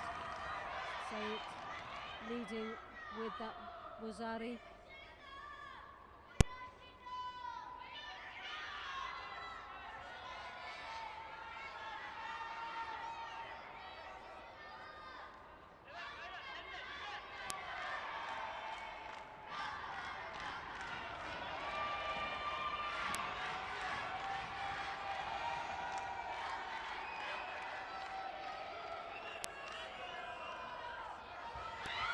Drops underneath there, Savage last desperate attack.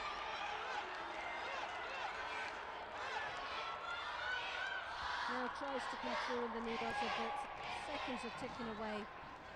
Valuable seconds that Larissa Saric needs if she wants to try and make this last effort to come back from the Wazari down. And the countdown from the audience there means that Say It takes the gold medal in the Antalya Grand-Prix title.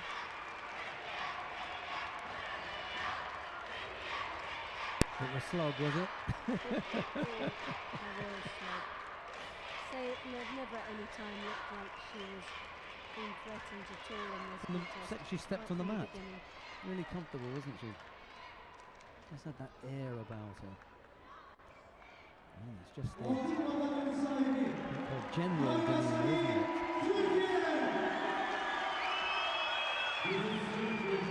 That really does put, a seal on this weekend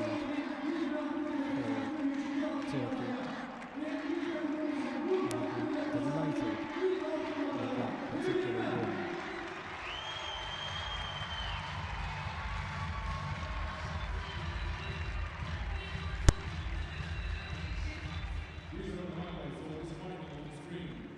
İşte bu final müsabakasının öne çıkan görüntüleri. Seric coming up with the silver medal. A good effort from her as well. Not going to complain about that.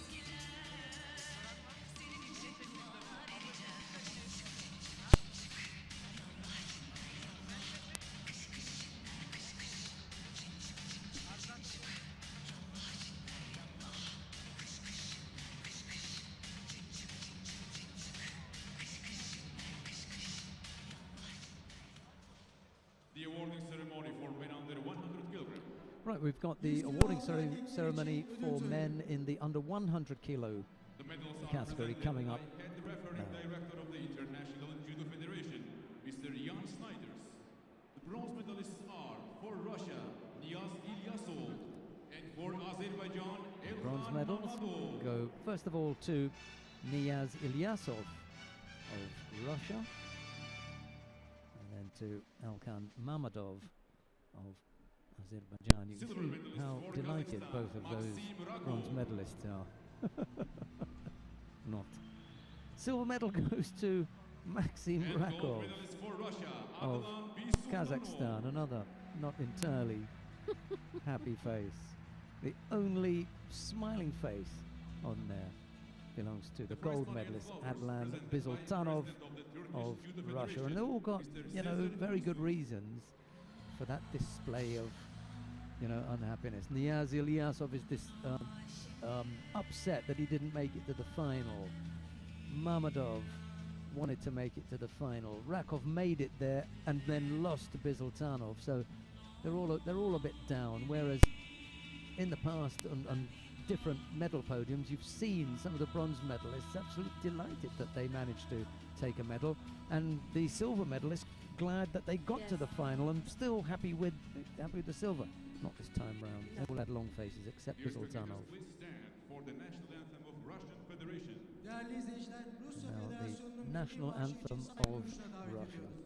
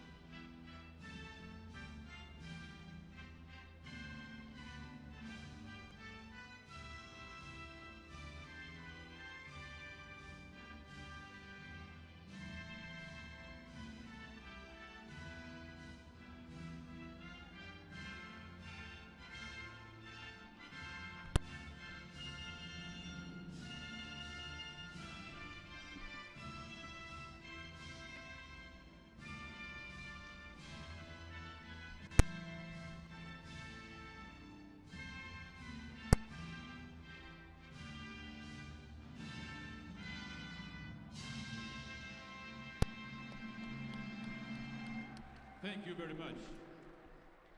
Family picture with VIP and judoka. Çok teşekkürler. Judocuların protokolle aile fotoğrafı.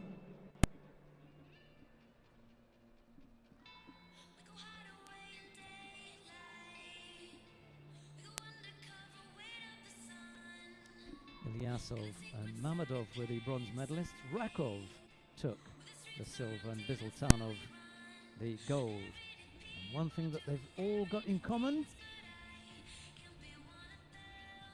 Medals. that's one thing. All their names ended in ov. And there's something else that gives name of. Right, here we go. Değerli judo severler. Musa Müsabaka Tumenov üstü erkeklerde of bronz Russia medal faces kazandı. Ushangi Kokari of Azerbaijan. It's the first of the bronze medal contests in the plus 100 kilo category. And the referee in the middle for this one is Nedim Bayat of Turkey. Turkey up for another medal, but just in control of it, that's all. Another useless fact there, that they all ended in ov. Mavi judo bir. Azerbaycan Thanks for that. I could really use that piece of information. The next one would have been flowers. Blue for Russia. Yeah, they all had flowers. They all had flowers, they all had For the bronze medals. medal in the Grand Prix. Because I could have said smile, but some of them were dead miserable on that, that rostrum. Murat Kabachirov in there waving the flag. I'll sit with him at dinner tonight and I'll bring that up. So he's sort of waving your little flag there. He's gonna You wanna- looked ever so lovely. he's gonna want to tap me. Look. Wait.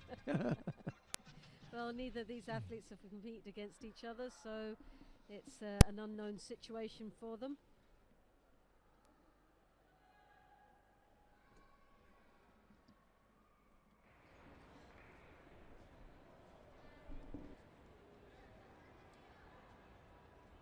Kokuri, the number 2 seed, world rank number 19.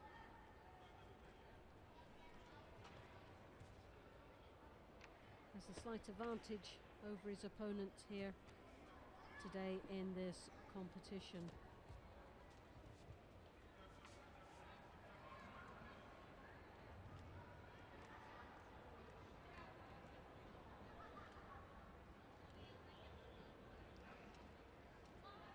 Tumenov has defeated Sadovic in the earlier rounds of Bosnia-Herzegovina. in the quarterfinals, came up against Krapelik, that's now in the final, Olympic champion, and battled his way in the repechage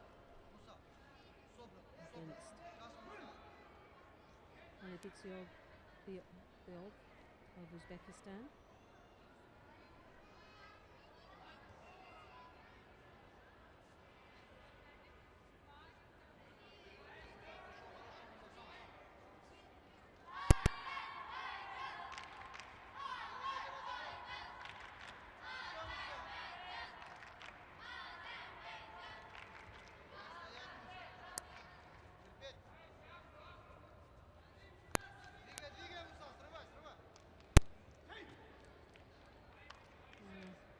We're looking at a Shido being handed out here now. Tumanov takes the first penalty.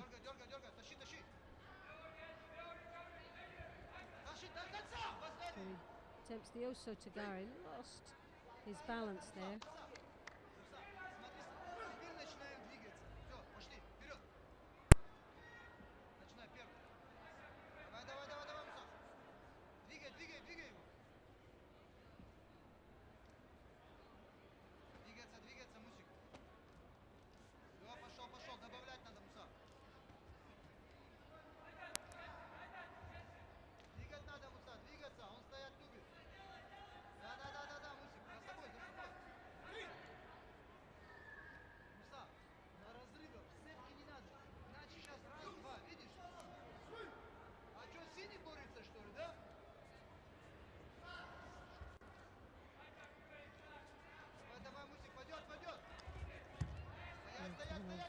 Under real pressure there now with two Shidos, a minute and a half still remaining in this contest. The Azerbaijan piling on the pressure as he throws that right hand over onto the collar.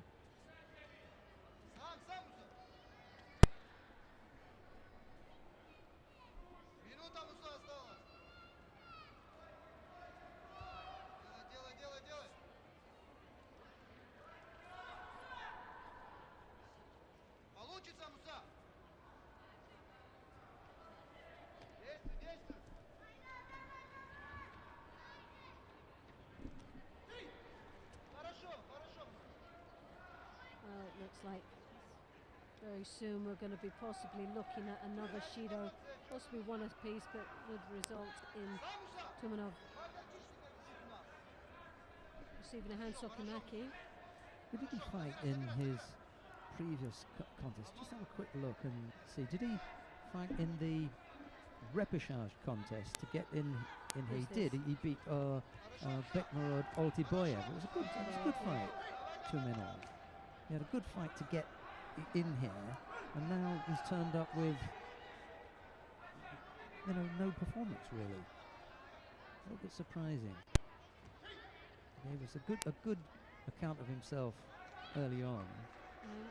He beat the Bosnian Herzegovina Sadovic earlier on in the second round. And now he comes up with a Satemiwaza for a score with 3 seconds left to go. What is it about this particular tournament that's left fighters waiting until there's 2 or 3 seconds, or in some cases 1, in order to come up with a score? And he was just so close to picking up his third. Yeah, exactly. He was on his way out. And then all of a sudden, he's confused by something. He looks upward. I wonder where that came from. Kokauri, he doesn't know where to look. He just shakes his head. I can't believe that happened. Musa Turlenov of Russia. I'm going to use the term. He steals that one right at the death. Well, he definitely did. That one was going to Azerbaijan, and then all of a sudden he snuck in there. I can't believe it. He's the new coach. He's already out the venue. Come on, hang around. Well, that was definitely a steal on that one.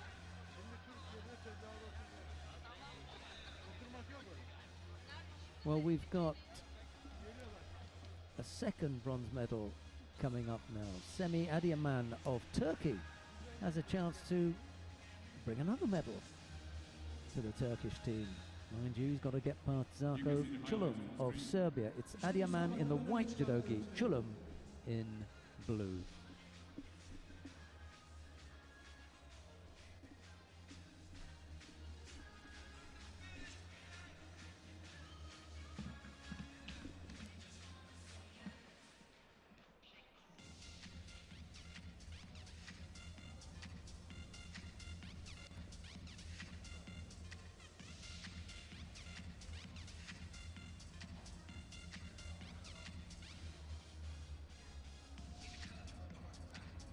You should see him looking up there, sort of saying, thank you for that support. Second bronze medal contest for men over 100 kilograms. Adiaman there, no head-to-head, 24 years of age, first dan, 3 wins, won by Ippon, ranked 187. Chulum, 21 years of age, first dan, 38 wins. Mavi Judogi 2016 Junior Judocular Avrupa Şampiyonası bronz madalya sahibi Sırbistan'dan Zarko Chulum.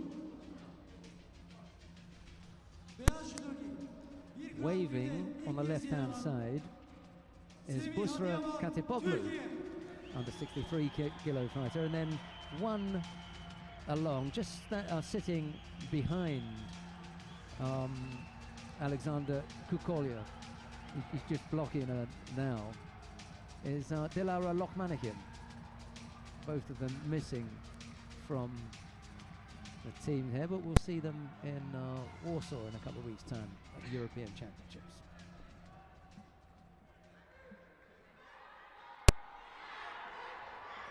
Adiaman in the white judogi, Chulum in blue.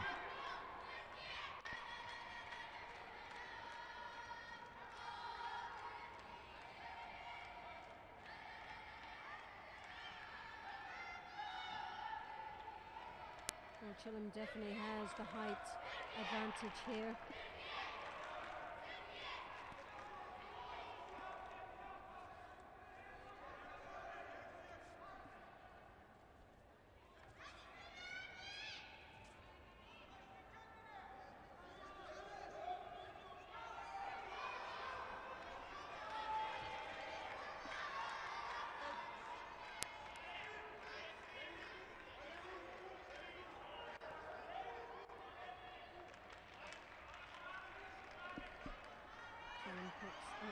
Both pick up a Judo apiece.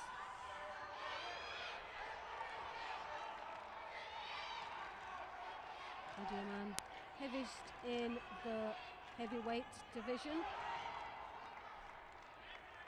weighing in at 147 kilos. Chulum 136. 11 kilos of a difference.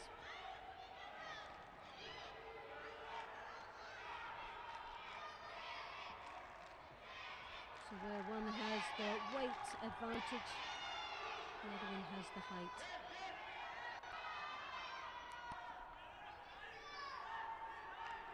Fabian throws that right hand over deep onto the back. With some great leverage as he looks to turn his hip through. Either for the Makakomi, the Ouchigari was a wee bit of a combination look as he draws off that sleeve grip. Definitely threatened, but Adiaman just trying to anticipate that move. Plays too long of a waiting game and will pick up a Judo. Both are picking up a Judo apiece. So halfway and both 2 Judos down.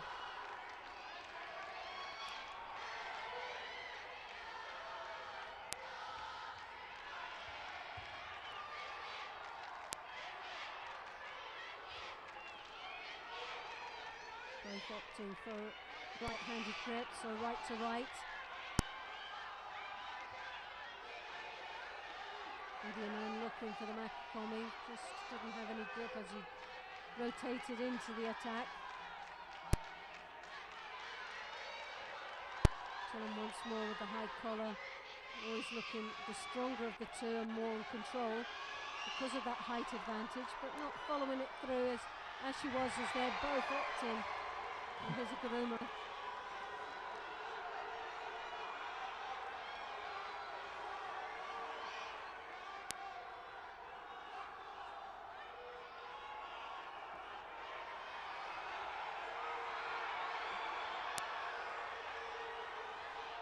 Maybe a man with the Oso Tagari. So far the closest to throwing. Thought about the Sasai, didn't he? Yes. Just put the right foot over there, but no real movement. And the left arm only followed Chillum down. There was no real chance of turning him there. Turkish Judo Federation president on his feet says Jesus. Probably fancies coming out there himself. Kosodagaki! And he's driving off, but no. just left himself far too high, didn't need to drive down. More pressure off that back leg. Just getting pulled down a little bit here, Adiyaman. Well, he's looking very passive out there, and Yeah. it could be a Shiro quite soon. He's ducking his head under as well to try and get out, and as soon as he does that, there will be the penalty. And I think we're looking at it right now. Yeah, well there are three things there. One, he was passive, he didn't do anything. Two, he was bent over defending and ducking his head under, if we want to call those, I'm going to wrap those up as one thing. And the third thing is, stepped out the area. Yes. There wasn't a real lot of pressure from Chillum. Could have stood his ground or moved left or right, but he walked backwards, and that was the one that he got the penalty for. Zarko Chillum of Serbia takes another medal for the Serbs. Two medals they took today, one with Chillum, we've just seen there, and before that we had Alexander Kukolya.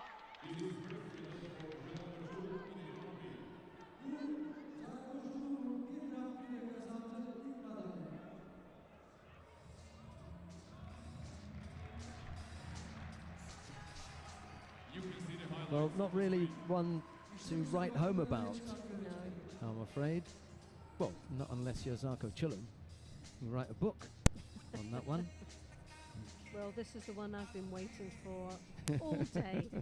Well, you don't want to speak any more about Chillum then? No, because that just upsets my happiness. I'm with you But there. Let's move here on. We've got this final coming up for Pellick. It was my favourite. It was the one that I was going for gold. Hope I haven't jinxed him, but he's had a great performance here today. Former Olympic champion at 100. Well, not former, he's still current Olympic champion for another 3 years. In the under 100 kilograms, world champion under 100 kilograms, has moved up into the plus 100s. And Dusseldorf was a little bit disappointing for me, but he was testing the water. He was trying to see how he would have them out, but his world rank 58 to his opponent 21. 129 wins to 55, 89 by Ippon, compared to his opponent 35. It's an impressive track record for this athlete. And I say athlete, he's still one of the lightest in this division, weighing 114 kilos, about 7 kilos heavier than what it was in Dusseldorf. So he's putting on the weight, but he's bulking rather than looking as if he's actually putting on, blowing out or putting on sort of fat. So for me, he still looks a really good athlete out there, and promising for a gold medal. So it'll be interesting to see.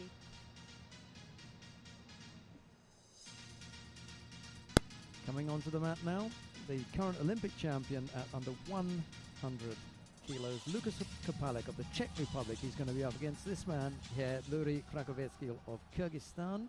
It's Kapalik in the white judogi, Krakovetsky in blue. Değerli izleyiciler, Lukas Kirpalik aynı zamanda olimpiyat dünya şampiyonu. I spoke earlier about the different body types that you can find in the heavyweight division. And here is the shorter squat type of body type from Krakovetsky. There are several who've got that kind of look about them, one or two Japanese as well. And at some stage, Kapalik is going to have to get to grips with all of them. Might as well do it here at the Grand-Prix Antalya, which is slightly hidden away, you know. Not off the radar, but No, it's not one of the strongest competitions that Kapalik will be faced with. nice movement from Krakovetsky. Definitely, yeah.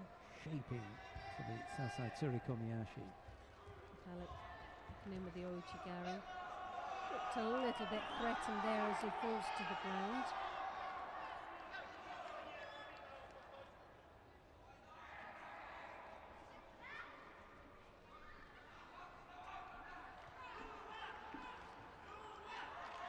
Krakovetsky there, as you can see, with his right hand just under the arm, controlling that arm, but also around the back.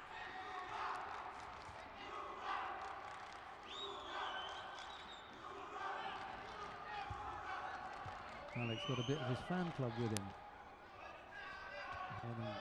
Shouting in the background, Luka, Luka. Again, a flash of Ashiwaza from Krakovetsky, but it doesn't unsettle. And he's breaking Kapalik down, isn't he, a little bit? He's knocking him off balance so that Kapalik doesn't settle into this contest. Every time he gets that very strong, upright position, looking as if he's about to attack, then Krakovetsky just breaks him up by using his feet and just tends to unsettle Kapalik. Left-sided Ouchigari was the last effort from Kapalik, but he was left just floundering a little bit after he missed. Uchigata, nice effort, right-sided from Krakovetsky.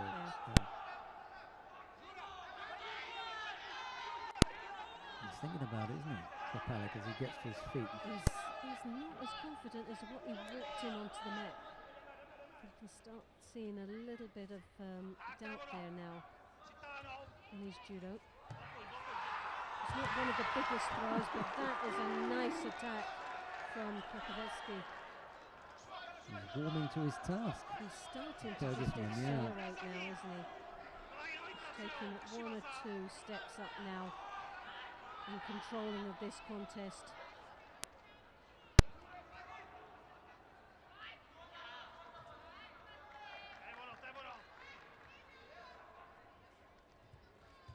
But this is where Kapalik is comfortable and in is the Niwaza. First chance on the ground. Kapalik right there. Minute 21. Yes, needs to engage him on the ground a little bit more because it's quite clear that Krakovetsky is not interested. And that's when you make mistakes. Ouchigari, no, actually was on the way down, but he comes up with the combination. Goes through. Just lost contact with the hands. Just lost the upper body control there. First time he actually looks like he's a bit in control there now.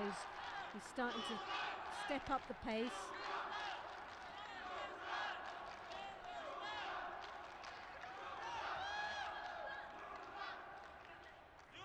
Inside the last minute. Mistake from... well anticipated, but Kapalik now starting to work where he's very comfortable, and that is in the Niwaza. He tries to draw that leg out. He comes every through. time, every time, yes. Every time. The Wazari I didn't go for. That was a mistake, a genuine mistake from Krakovetsky with no control from Kapalik, but it doesn't matter. Every time he applies that Osai Waza, end of story. Super strong, absolutely super strong. And as Loretta told us right from the beginning, Lucas Kapalik. Was my #1 favourite and came through with the gold for us. Absolutely delighted with That's that. the business. Now, again, that's the kind of test that Kapalik absolutely needs. He needs to be pushed. He needs to have questions asked of him that he eventually works out, puts those things away, learning process, because it's all new for him at plus 100. He's done the business at under 100 over a number of years, went from junior world champion, senior world champion, Olympic champion, been there, done that. Now he is here doing it at plus 100 kilos, and now gold medal. Absolutely delighted with that. But he isn't the full package. He's still got a long way to go as far as his development's concerned. He's done what he needed to do here, and that was show that he was capable. He made a few mistakes in Dusseldorf. He's come back from Dusseldorf. He's put on a little bit of weight, which has helped him into battle with some of these bigger athletes. His Niwaza is always going to be solid, but what he has to do is get down into Niwaza.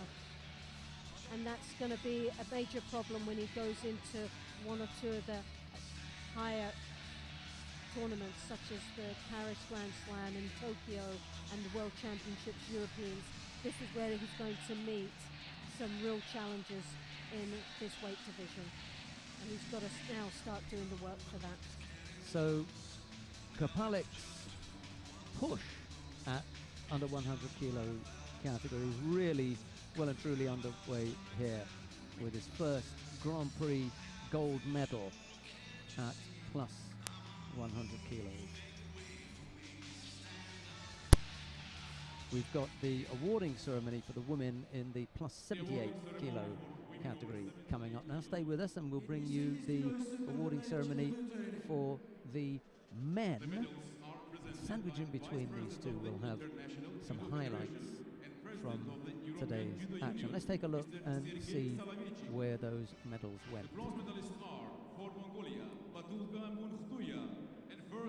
First of the bronze medals goes to Batulga Munktuya of Mongolia. The bronze medal to Kubrakara of Turkey. Silver medal goes to Larissa Čerik of Bosnia and Herzegovina. The gold medal goes to Kaira Sayet of Turkey, and the medals are being presented by the president of the European Judo Union, Mr. Sergei Soloveychik.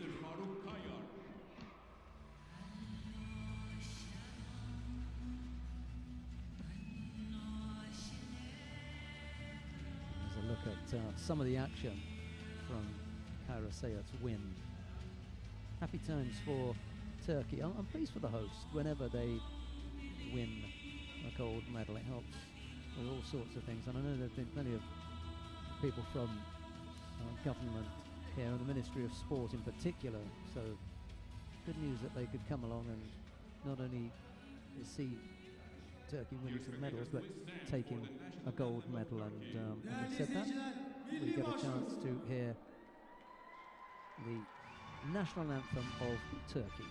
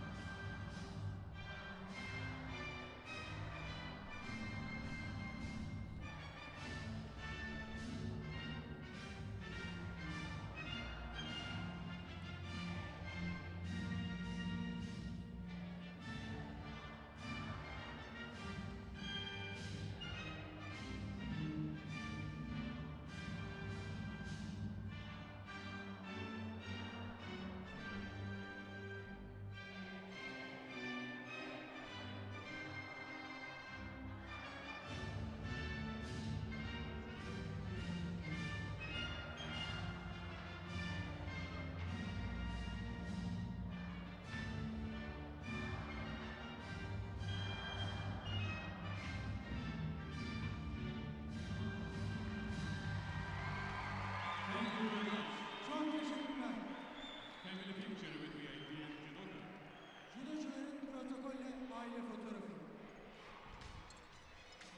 Batulga and Kara took bronze medals. Cherek took the silver, but the gold medal went to Salet.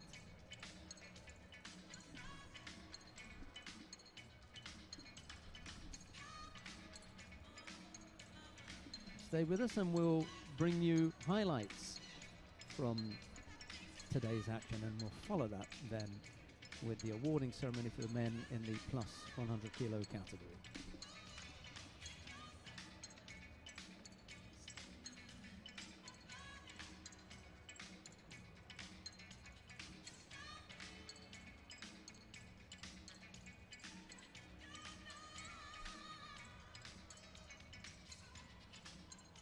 Dear friends, we're waiting for the last awarding ceremony for men over 100 kilograms. So please stay with us till the end. Thank you for your cooperation. Değerli izleyenler, şimdi sırada 100 kilo üstü erkekler için ödül töreni var. Dolayısıyla bizlerle kalmanızı rica ediyoruz. Anlayışınız için çok teşekkürler.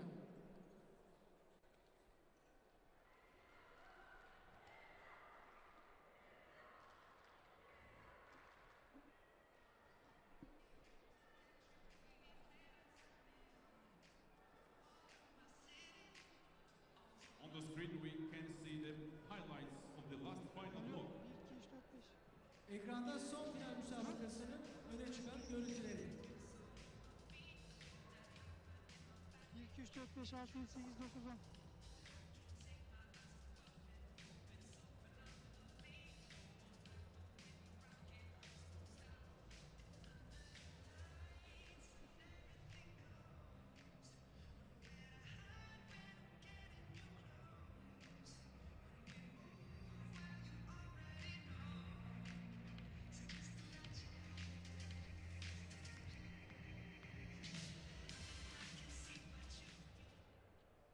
The awarding ceremony for men over 100 kilograms.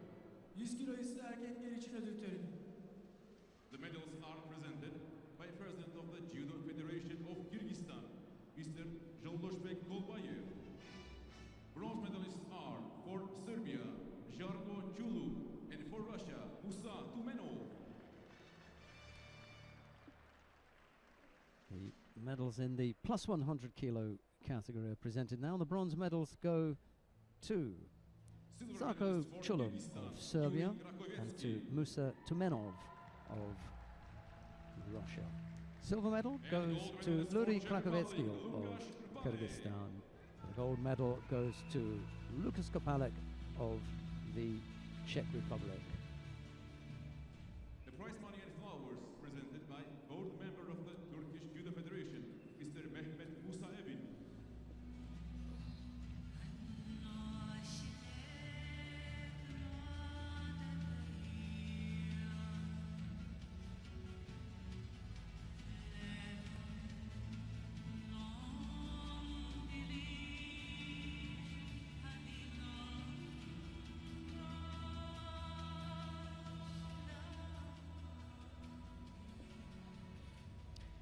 Well, that's all the action that we've got for you from this year's Antalya Grand Prix. Join us again on the IJF Judo World Tour when we'll be in sunny and historic Ekaterinburg on May the 20th and 21st. But from Loretta Cusack and myself, it's bye-bye for now. Bye-bye. And now, the national anthem of the Czech Republic.